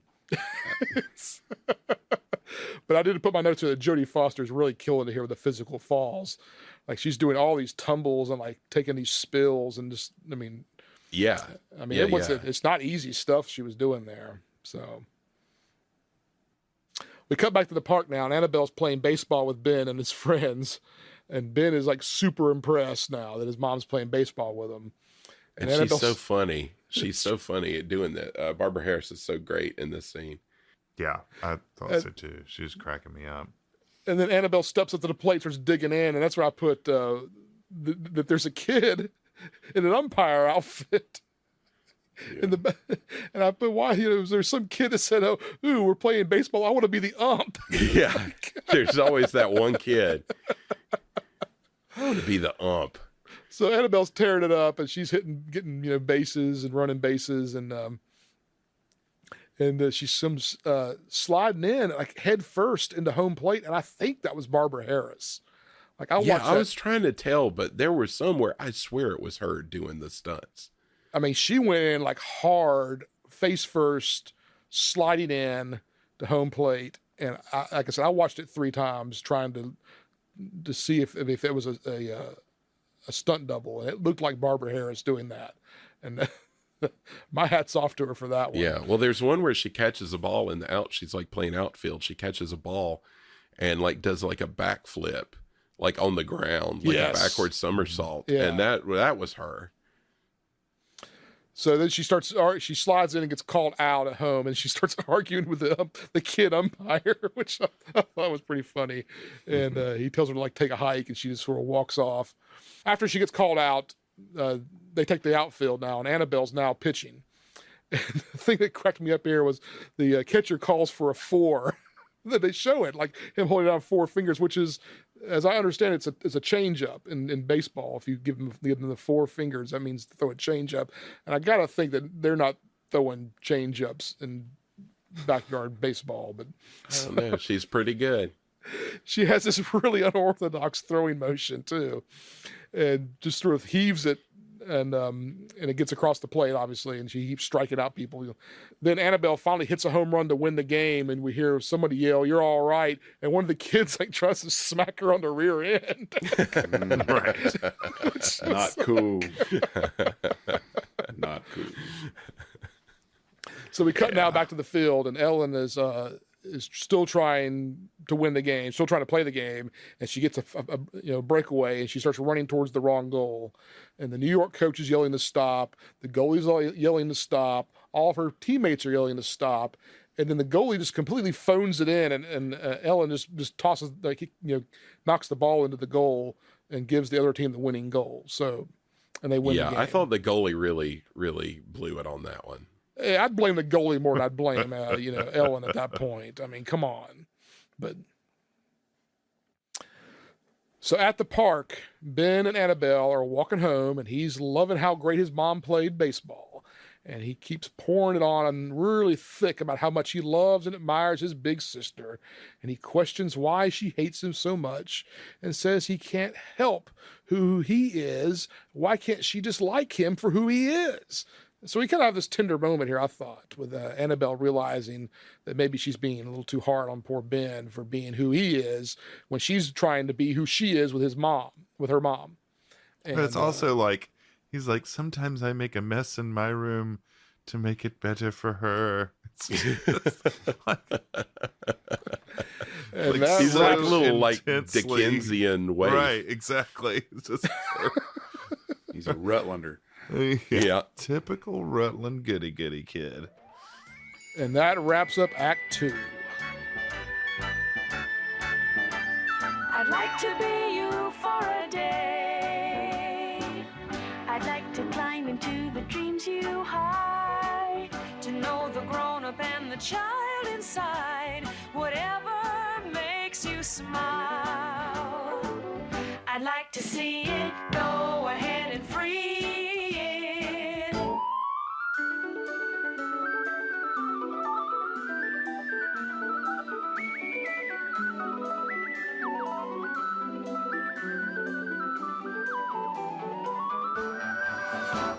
I'd like to be you for a day. I'd like to be you for a day. Are you excited by electric trains and kind of lonely every time it rains, to stare out through your eyes would start revealing all the things you're feeling.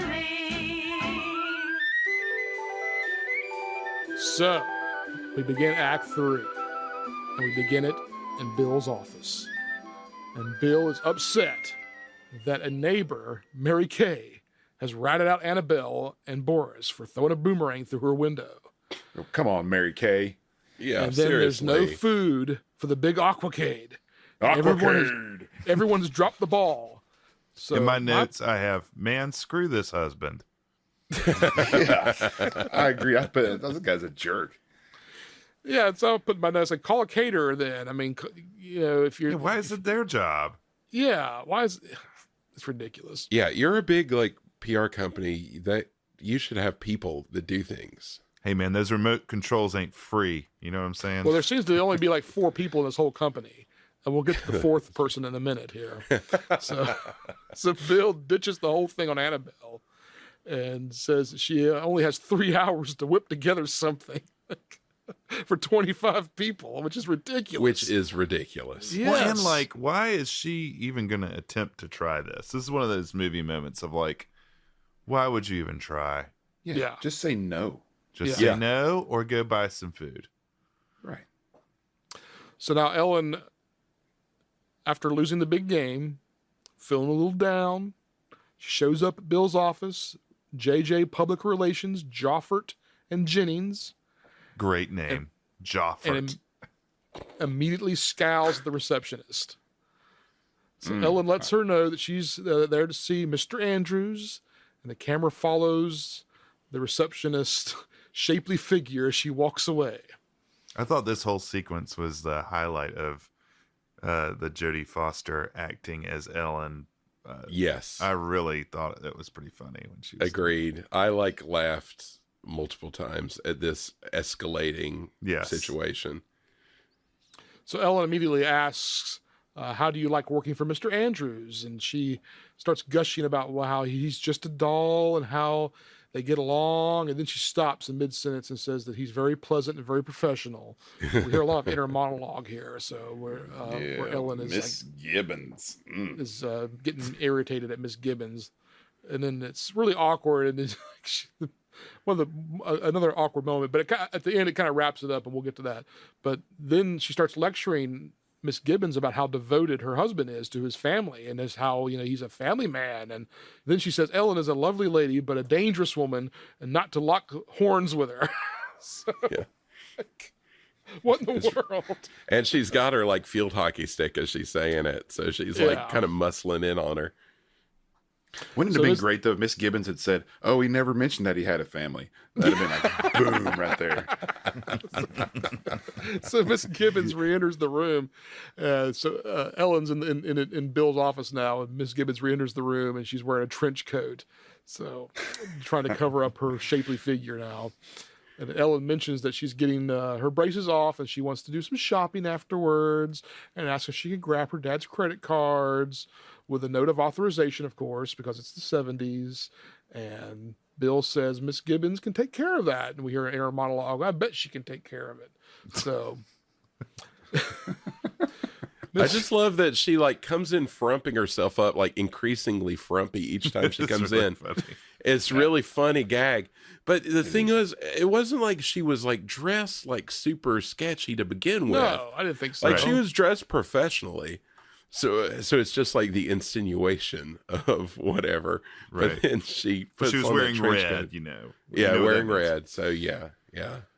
I just love that, he gets the authorized on his stationary, official note that she can use the credit card. It's different. And that's all you time, man. need. That's That's all all you you need. need. So Miss Gibbons re-enters the room now to take some notes. She's wearing like thick glasses and has her hair pulled back tight now, and it's like stumbling around because she can't see. And it's then we find out this is like where it gets like bizarre and kind of comes back in full circle that Mrs. Gibbons has a lot on her mind. Bill mentions that she has a husband that's lost his job. She has a sick kid. She has a difficult mother-in-law. That was such a weird like note to end on. Be like, oh, her life is actually terrible. Yeah, you never know. Just can't Yeah, judge a book don't by you its feel cover, bad. man. we enter monologue with Ellen at this point, and she says, "Oh, I need to quit being so suspicious of people around my husband," and so it kind of ties it in that Ellen has flaws and she's always jealous, and she needs to quit being jealous. It's kind of how I took it. But as it was unfolding, I was going, man, this is really weird. Like this is. I just love his reaction. Like every time she comes in, she comes in the trench coat. He's like, "Are you leaving?" She's like, "No, it's just cold in here." He's like, "Oh, I didn't notice." And so he's just like increasingly confused every time she like changes something about herself. So we cut to the kitchen now, and Annabelle's trying to cook a turkey for the big aquacade, because why not? Why? Stuffing a turkey. She's stuffing a turkey. She has less than 3 hours to get a turkey cooked. So she tells Ben to crank the oven way up and double what the temperature needs to be, because it'll cook faster makes that sense.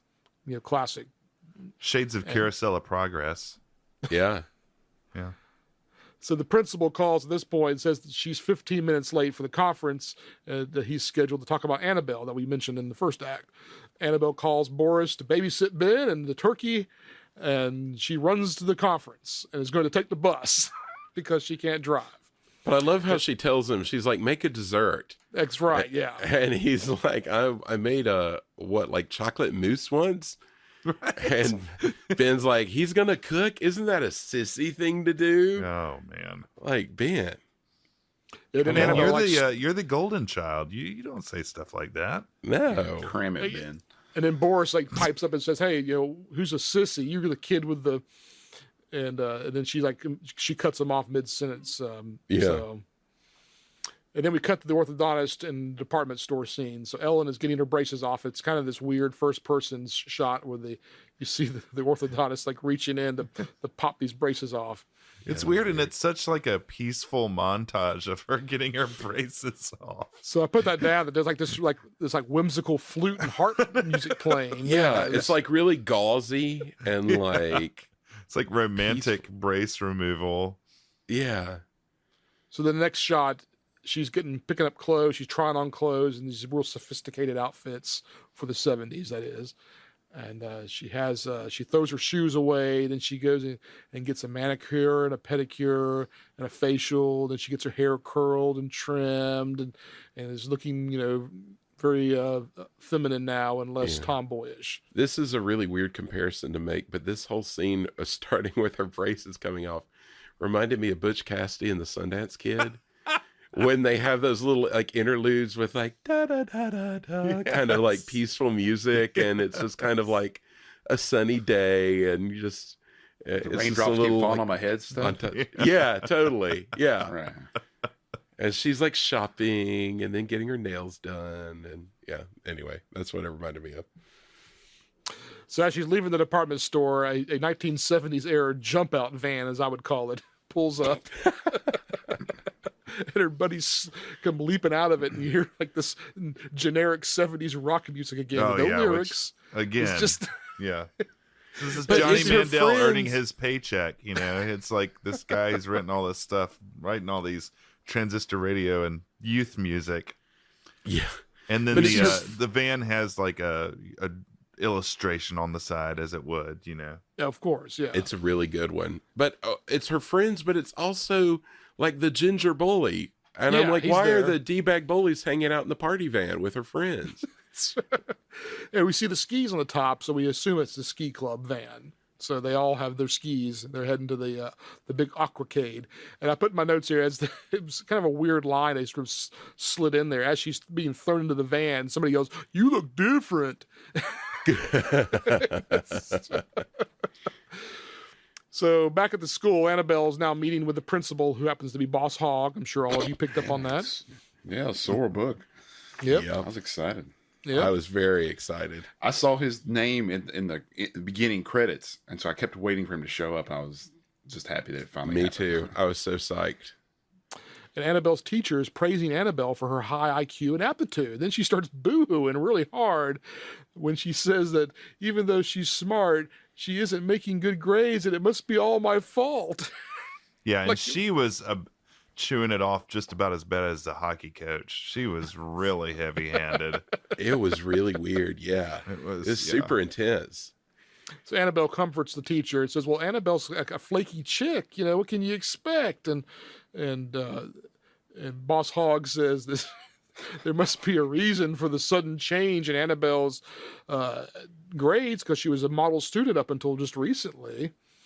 And then they turn all their attention to Ellen as the problem, and Annabelle they starts lay into her, like piling up on her mom, like, well, mom, well, Ellen does this and that, and then they start asking about Ellen's relationship with Mr. Andrews, and she refers to Bill as her father, and then it gets really weird. Boss Hogg's like, "Oh, Mrs. Andrews, did you hear what you just said?" God, the freaking weirdos. Isn't that telling, Mrs. Andrews? I was like, step off, Boss Hogg. Yeah, step off. I loved it. We're back. This in the is around the kitchen time now. I wrote, this movie is not going well, ... I would have to agree with you. I'm watching it as an adult now. I was thinking, man, this thing is starting to get off the rails here. And Oh boy, no, I'm enjoying it. I do not understand. I'm What are eating you it up. enjoying? I don't know. But there's just something. It's so one of these weird and poorly done, all these things. I just am enjoying the badness of it. And it's just, I don't know.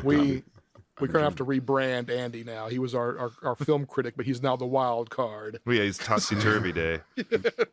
Hey, it is Freaky Friday. Yeah, that's true.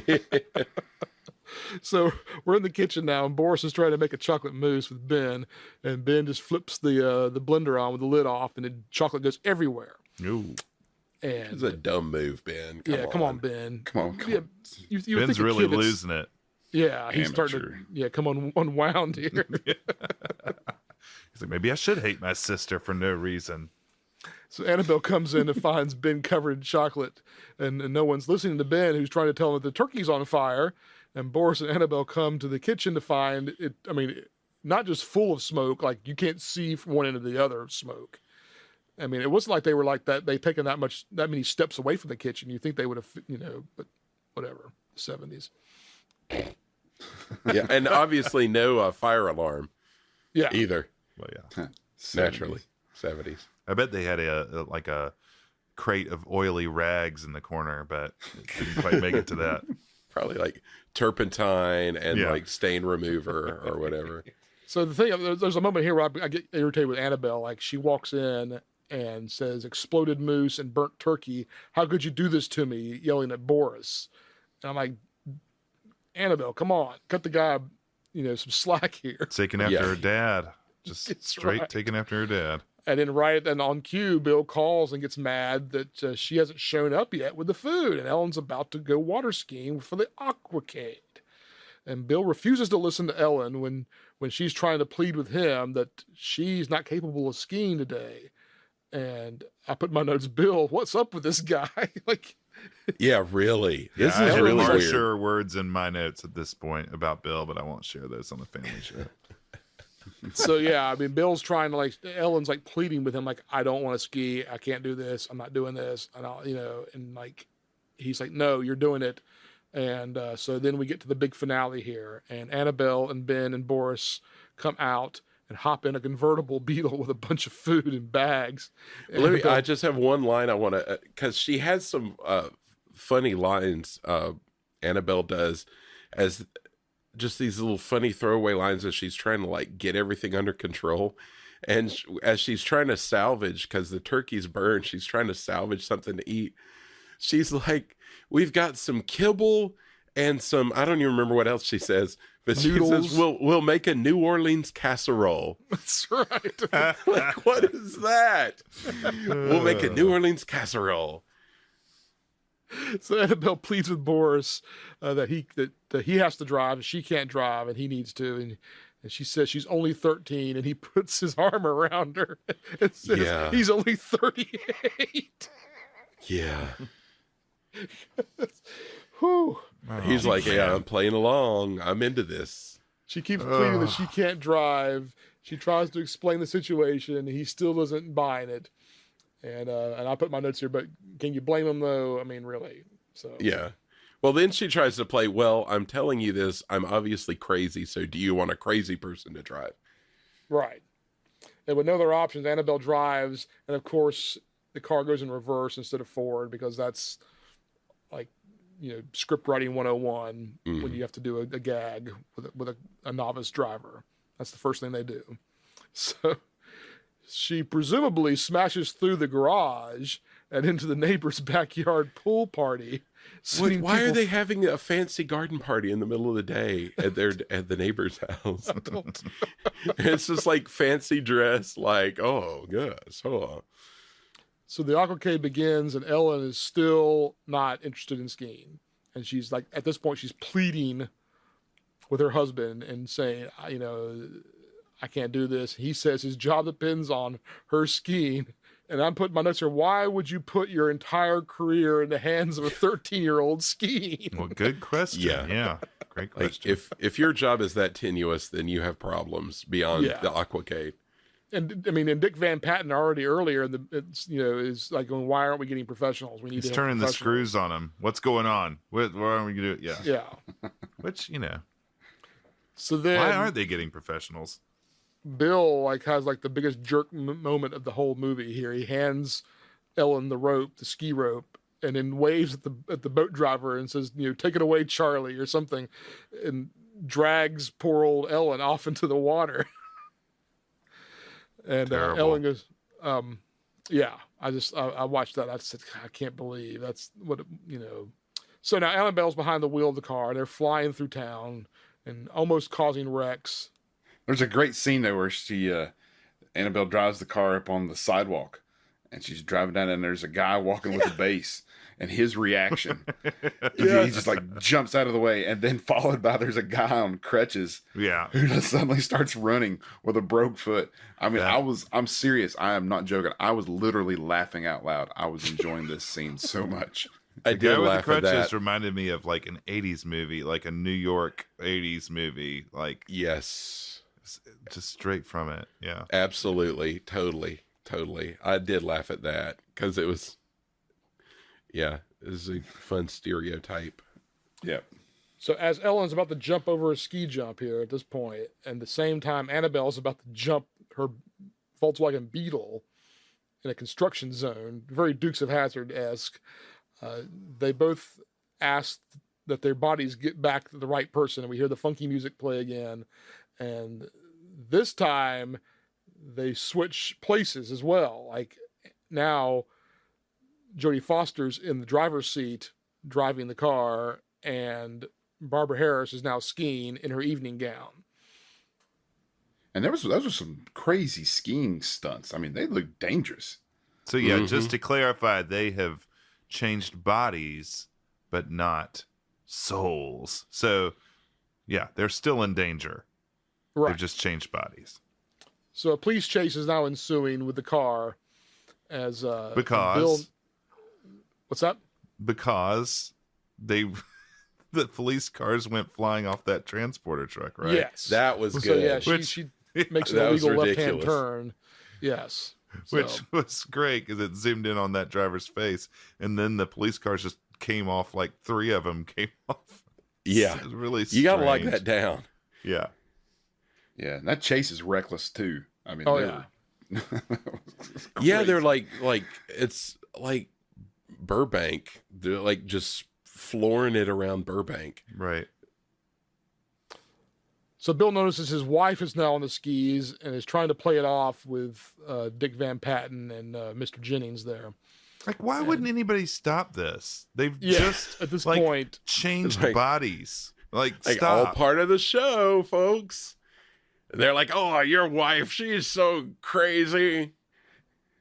So the boat driver now falls out of the boat. Like he's going in a circle, and Ellen is flying around, and then he falls out of the boat, and now the boat's, careening out of control with Ellen skiing behind it. Again, why doesn't Ellen just let go of the rope at this point? Because this is getting dangerous, bad dangerous. Well, they send her through a flaming hoop and yes, all sorts of stuff. I would have let go, definitely. So as back in the Volkswagen Beetle now, with Jodie Foster behind the wheel, with Annabelle behind the wheel, Mrs. Schmaus is leaving the liquor store with a fresh bottle of booze and hops on her bike and joins up with a bunch of cyclists that are passing by. And they stop, and they're crossing the street in front of a Sir George's smorgasbord house. Which I looked up and is a real restaurant. I did too. I looked it up too. Yeah, it was a restaurant from the 70s and the 60s. But like apparently lasted into this millennium in some locations. There were some Yelp reviews for them. So, way to go, Sir George's. Sir George's Smorgasbord House. I mean, I was looking at what they served, and it reminded me a lot of a Western steer, Jeff. Oh, now you had me at smorgasbord, but now even more so. But we got to talk about this housekeeper. And the Beetle goes flying by, and Mrs. Schmaus pops a wheelie to keep from getting hit by Annabelle's driving. And it's this really bad effect where you see the bike spinning around in a circle in 360, and we clearly see what's holding the bike up on the road. Like I put that in my notes. Yeah, and she's like yelling, sort of drunkenly yelling, and like, "Hey, drunk driver! Yeah, you got out of my way, kids!" Yeah, and then it's- Ben's yelling at her too about popping wheelies and how cool it was. So we cut back to the marina now, and we see more skiing hijinks. Ellen's going off onto the beach now, and then she's jumping over some guy. It's sunbathing on the beach, and she jumps over a bush into a swimming pool, and then through the pool, and then back onto the beach, and back into the water again. So it's really the pratfalls and the gags are getting bigger and bigger now, and we haven't even gotten to the biggest one yet. So It's just going on for so long. Yes. This is starting to get. I mean, that's what This is like I'm starting to feel the Ralph's vibe here a little Yes. No. bit. Yes, absolutely. I mean, I see what you're saying, but I'm still enjoying it. So I have on my notes here. I have the police car chase. I said someone's going to have to take it from here. It sounds like Andy's going to need to take it. Oh yeah, I mean, yeah, I mean, to me, the climax of the police chase is when they get down to the L.A. River. yeah. Yeah. I was like, whoa, we're down in like the Terminator 2 territory here, and but then the cop car that goes to the triangle is a triangle drain or something. Yeah. Yeah, and then the police car comes out and it's shaped like a triangle. I mean, I loved it. That was a good effect. I I will loved say it. Funny. the practical effects with the cars were really good.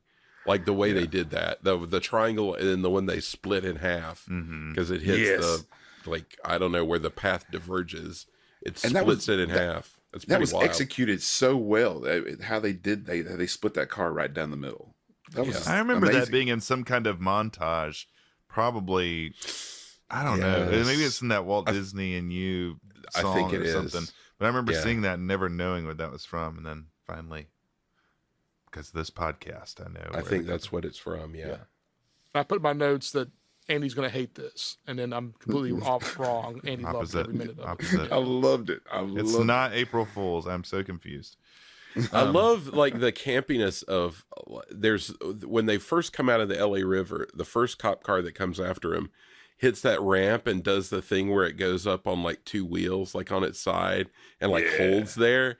And it's just so like Dukes of Hazzard-y, like you could see the guy in the car like holding it in place, and it's just like, yeah. Stunts. Look what we can do. So back at the skiing, Ellen loses one of her skis, and it goes flying into the barge now. And We got to talk about this barge too. It's like not punches a even hole a in the barge. It's like a pontoon with like a really short roof on top of it. Yeah, and it's they're like all a- standing on it, just crammed together. And I'm like, what in the world kind of presentation is this where you have to be just completely crammed on this tiny like claustrophobic pontoon? Yeah, and it was like unstable to begin with. It's Right. kind of got like tiki thatch on top, kind of.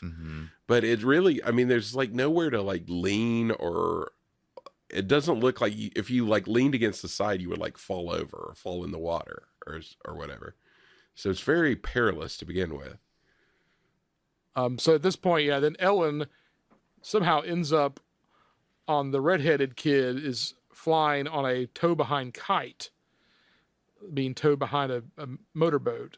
And she is like hanging on to him now, and he falls off into the water, and then the kite goes sailing up into the air.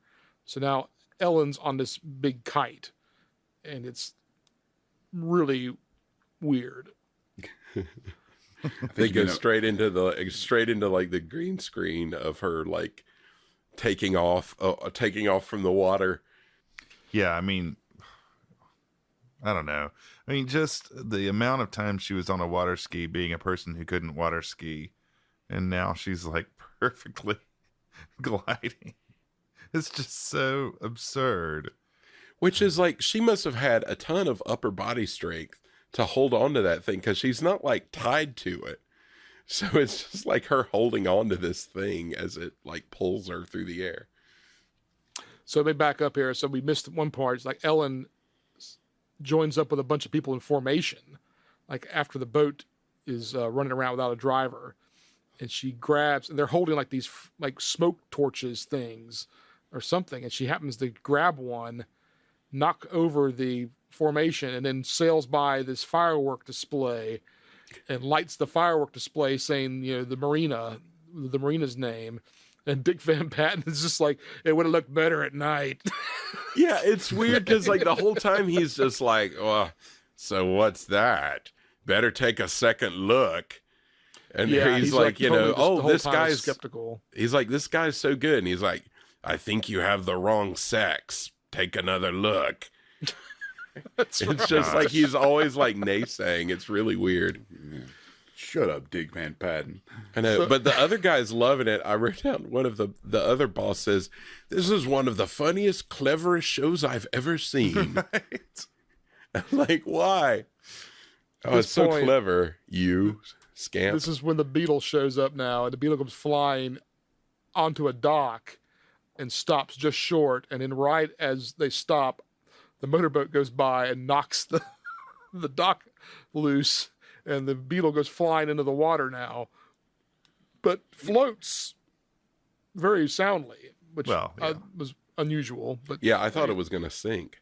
Yeah, and I thought for their sake it should sink, because I wondered where the cops were. Like, were the cops going to find them, like track them down or whatever? Right, because they'd be in big trouble. Yeah. So at this point, Annabelle had become a pretty good driver there by the end. I mean, she was drifting. Yeah, before she got to the dock, she drifted into that thing. The skill of these people, the water skiing and driving, is incredible. Novice. Yeah. So then the kite is still sailing around. At this point, it's become detached from the boat and it's free flying now. So Ellen is now trying to land this kite, and she manages to land it right at the beetle that is floating out there in the marina now. And she swims up, and Annabelle and Ellen reunite finally. And then we cut to the barge, and the barge is sinking, and Bill's boss tells him how funny this whole thing was, and Dick Van Patten again is unamused, but everybody else is laughing. All the clients are why laughing. is it funny? I don't understand. It's like the end of this, the guy who thinks everything is funny, but they're like guffawing as they're in the water, and I would be upset. I would be upset at that. So we cut to the house now, and Bill's confused. Everyone's wearing like bathrobes, trying to dry out because everyone's been wet. Annabelle's trying to explain it to him, or Ellen's trying to explain it to Bill. Annabelle and Boris are kind of hitting it off, thank goodness. And Bill is like, I don't understand what happened. Why did you end up on a kite? And et cetera, et cetera. And then Boris's outfit, by the way. I mean, yeah, it's on point. It is really good. He is really earning his heartthrob reputation there. So everyone's planning their weekend now, and Annabelle is going out with Boris, and Ben is going to go ice skating, and Bill has to work all weekend with his new Japanese motorbike account that he's working on.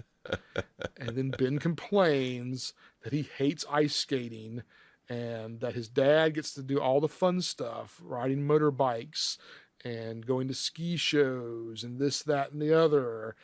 And they want to switch places.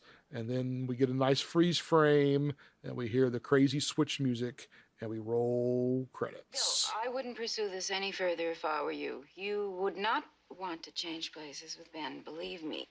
Yeah, you don't want to change places with Dad over there. Oh, yes, I do.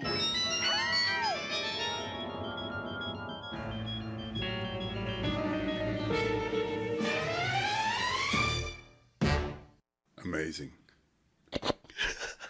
Wow. I can't believe Enough it. said. I'm upset thinking about it again. All right. Well, That was freaky. It was yeah, freaky. it was pretty freaky. Pretty freaky. Oh. All right, so you've heard what we thought. Let's see what Leonard Maltin says. In his movie guide, Leonard Maltin says Harrison Foster shine as mother and daughter, who magically switch personalities for a day. Their performances make this exceptional Disney fare, even though Mary Rogers' script winds up with a formulous slapstick chase. So that's what Leonard Maltin says. Yeah. Well, That's all? What's wrong with Leonard? Come on. well, it's time for us to put our own rating on this thing. Robert, what is our scale tonight that we're working with?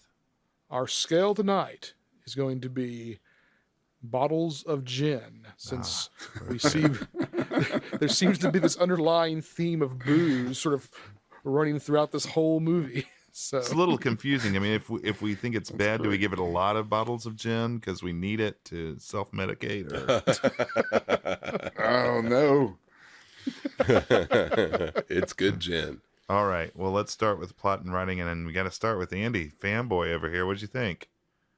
Plot and writing, I'm going to give this, I mean, I don't think it was great, but I mean, I enjoyed them. I guess I have to separate it. That's the part.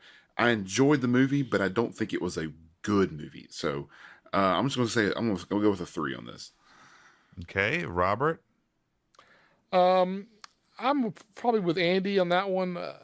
I enjoyed it. I certainly enjoyed parts of it, and I thought they were trying to be kind of warm at times and emotional, and I liked that element.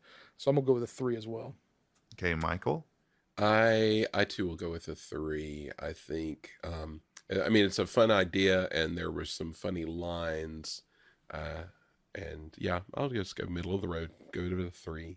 And I'm going to give it a 2 because I thought that the conceit was pretty clever and there are some really funny lines. But the disturbing cultural depictions, as Disney Plus calls them, I mean, God, the character of the dads and his lines were just really bad. And then the Boris plot and mom. Ugh. Bad. That makes Can me I ask a give it quick 1. question here? What Yes. what has there been a movie like this at this point in history? I mean, has there been any movies similar to where someone switches with someone else like that? Well, there's anybody been know? The Parent Trap, which is kind of like that. Right. None that I can think of, but There's a bound to be surely somewhere. there had to Yeah. have been something. Oh, You know, okay. So I was thinking it might be the first time we've seen this in a movie form, so it's kind of a groundbreaking kind of thing, right? yeah, Just curious. yeah, it was certainly Okay. like the like before the wave of like stuff like this. So definitely it was a new kind of thing. Okay. Let's move on to casting, and we'll start with Robert. What do you have? So yeah, I thought Jodie Foster was well casted. I'm not sure about a few of the other characters, but I guess I'd go probably with a 2. I guess a 2. Yeah. Okay, Michael. And this is casting only Yes. out of 5, right? Yeah. I mean, I think so much of the film hangs on the leads, and the leads were both great. So I'll give it a 4 out of 5 just for that. Wow. I'm going to do the same thing. I'm going to give it a 4 as well. Okay.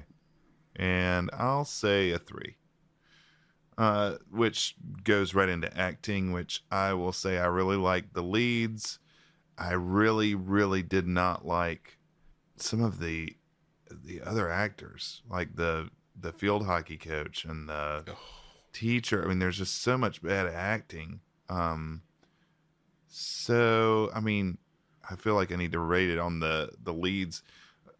I'm gonna say a 2. That's what I'm gonna say. Robert? I'm gonna go with a 3 on the acting. I thought the leads. I liked how Barbara Harris portrayed it. She was She was great. she was a little all over the map a little bit, as we talked about earlier. But Jodie Foster was Jodie Foster as well. So I'm gonna go with a 3 here. And Annie?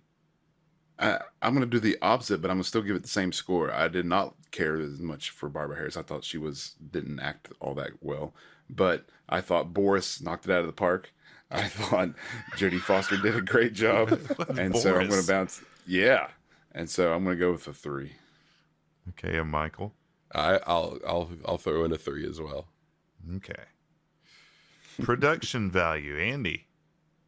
Ooh, I was impressed by a lot of the stuff they did. I mean, hey, we saw Nancy Drew on a box of Sweetie Smack'em Pops or whatever that cereal was called. Got to give that credit. I mean, yeah. I mean, there was some. I thought it was pretty well done, so I'm gonna go with a 4. Wow. Okay, and Robert? I'm gonna go with a 3. There was some okay stuff, but I mean, it wasn't anything that like made me like jump out of my chair with excitement. Watching it with my glasses on, like really paying attention to stuff and finding like the Nancy Drew stuff and the Rutland College or Rutland University megahorn. That stuff was kind of interesting. So I'm gonna go with a 3 on this one. Okay, and Michael? I thought it was interesting that they didn't. I don't know where they shot this, but they didn't seem to use the Disney backlight. It seemed like they were shooting on location, which was interesting. Like for the like the shops and like the outdoor kind of stuff. I thought some of the practical stuff in the police chase was fun, but like the blue screen with the Aquacade was pretty rough. So I'll split the difference and give it a 3. And just to bring the average down, I'm going to give it a 2. I think the best stuff of the production value was in the car scene, which I thought was completely superfluous and went on way too long. So it was good and impressive, but yeah. Entertainment value, I'll start this off and I will say, just because I'm being contrarian, I'm going to give it a 1. Because it just went on too long and I just didn't like, I went into this like watching the Lindsay Lohan reboot, which we'll talk about, and I just thought this was so far underneath that it was a real big disappointment for me. And Robert? I watched this a lot as a kid. It was on heavy rotation in our house. I'm not sure how we got it, but we had it. And I enjoyed it a lot as a kid. I enjoyed it less as an adult. So I think I liked it more as a kid because I wasn't picking up on some of the creepy stuff. So I'm going to split the difference between what kid Robert would have given it and what adult Robert would have given it and stick with a 3 here. Okay. And Michael? I agree with Jeff that things just went on way too long. Like everything from her putting on makeup to like the stuff with the cooking to the car chase to the, all the shenanigans were way too many shenanigans. So I'll give it a 2, I think. Okay, and our grand finale for entertainment value, Andy I'm Brown. so excited. I'm so happy for Andy. This is crazy. I mean, I want to. You guys have heard me how much I've been pouring out love for this, but I can't give it like a 4 or 5 because that just doesn't feel right to do. I mean, because the pacing is slow. There are scenes that just go on too long. There are lots of flaws, but I still enjoyed it a lot, and so giving it a 3 feels fair, but I want to give it a 4, but I have to give it a 3 because if I give it a 4, then I'm afraid that it just screws up the balance of everything. Whew, okay. I say go with your heart, man. Yeah, no. I mean, this is like really connecting with you. Well, no, I think I may have made it sound a little bit more than it really is connecting with me, but out of all the movies that we've seen so far, I've enjoyed this one the most. All right. And so I think I had to stick with my 3 because I know I got to leave room for stuff that could be better. My man. Okay, well, let's plug that into our computer that wore tennis shoes. Robert, what does it say? What's the tally? Our grand total is a 2.8. Wow. That is higher than I would have thought. For some, the low ball. Yeah. We our overall winner still is the absent-minded professor with a 4.15. This comes in number 2 now on our list. Unfortunately, Gus and and Bo Nix are bringing up the rear still. Yeah. So Where's Three Caballeros? there's a 2.275. Okay, so it's close. It was divisive. Yes. Very divisive. All right, so this is not the only Freaky Friday on the calendar or in the movie theater. There was a 2003 version. Michael, you want to talk to us about it a little bit? Yeah, well, the original was a big hit. Was a big box office success. Was actually, I neglected to mention this, nominated for 3 Golden Globes. Barbara Harris and Jodie Foster were both nominated for acting, and then the theme song got a nomination for a Golden Globe.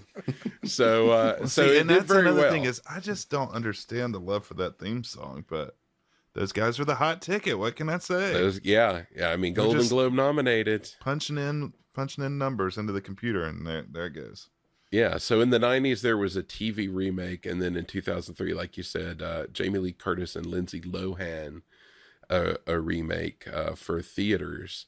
I read that originally they had tried to get Jodie Foster to be the mom, but she's kind of a wet blanket and didn't want to do it.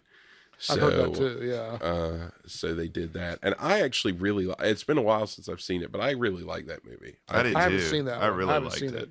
I think it's far superior to this one. Yes. To tell you the truth. So you're saying if I liked this movie this much, then I should see this reboot and it should blow my mind?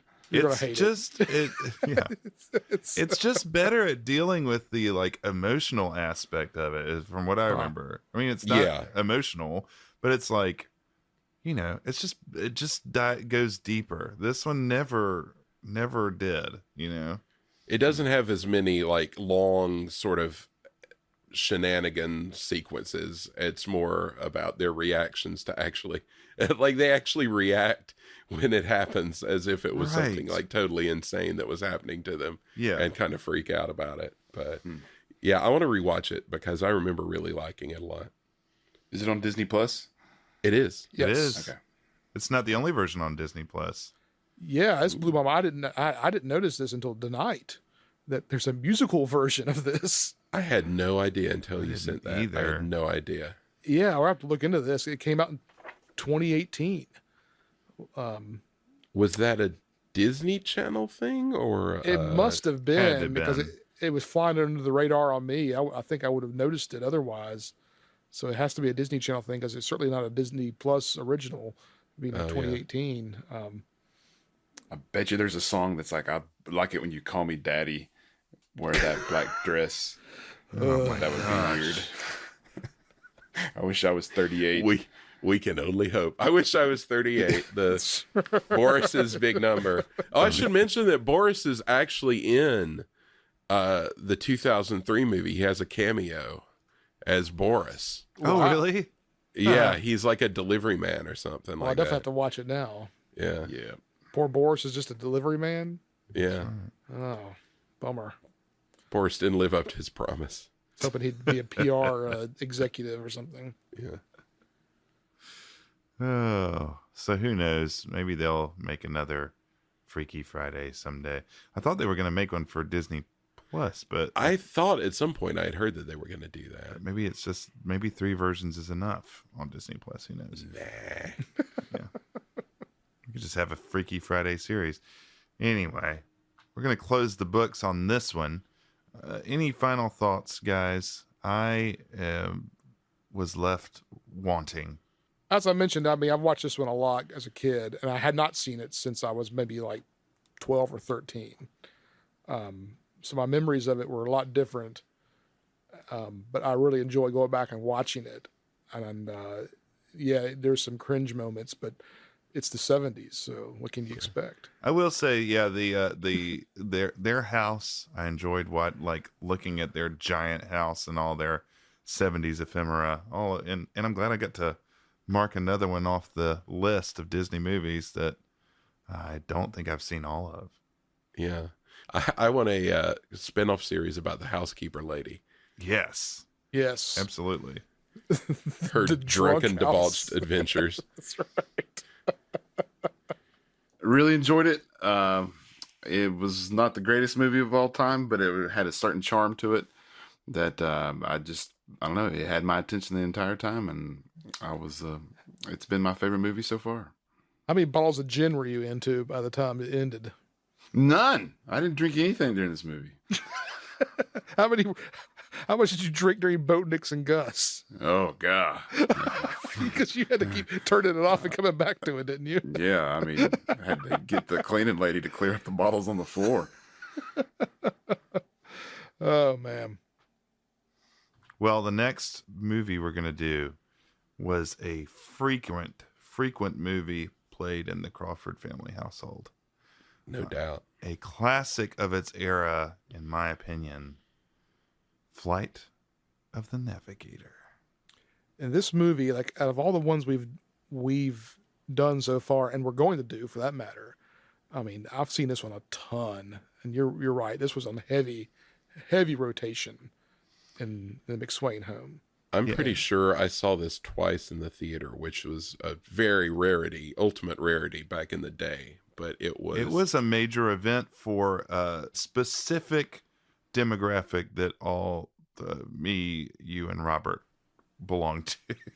Yeah, absolutely. Yes. Kids who watch Disney Channel, probably, who are of a certain age in the 80s, but who've been to Epcot. And I'll just add that all these movies that we're going to be doing from here on out will be on Disney Plus. So make sure you tune in. He said it. So yeah, watch ahead of time. And I can't wait to watch this again. I have to say, I watched this before I knew we were doing it. As soon as the day Disney Plus came out, I watched Flight of the Navigator, and I loved it. And I'll watch it again. I've seen it recently. I've watched it probably in the last year. Like I just wanted to watch it because it was good. So I don't want to give too much of it away, but our feelings. But it'll be a fun one. I'm looking forward to it. It's near and dear. Please be in touch with us. Our email is info@medfieldfilm.com. We'd love to hear from you. If you have any questions, comments, we're still new to this. We'd love to hear from you. And you can also direct message us or check out our Twitter, Instagram, @MedfieldFilm on both of those platforms. And from all of us to all of you, we look forward to seeing you next time when we talk about Flight of the Navigator. Thanks for listening. Good evening. Proud are we of mighty Medfield, our mother dear. All your sons and daughters hail to thee, Medfield College of Technology. And while we hold your banner high, rock, rock, we shout your praises to the sky, rock, rock. For proud are we of mighty Medfield, loyally we cheer.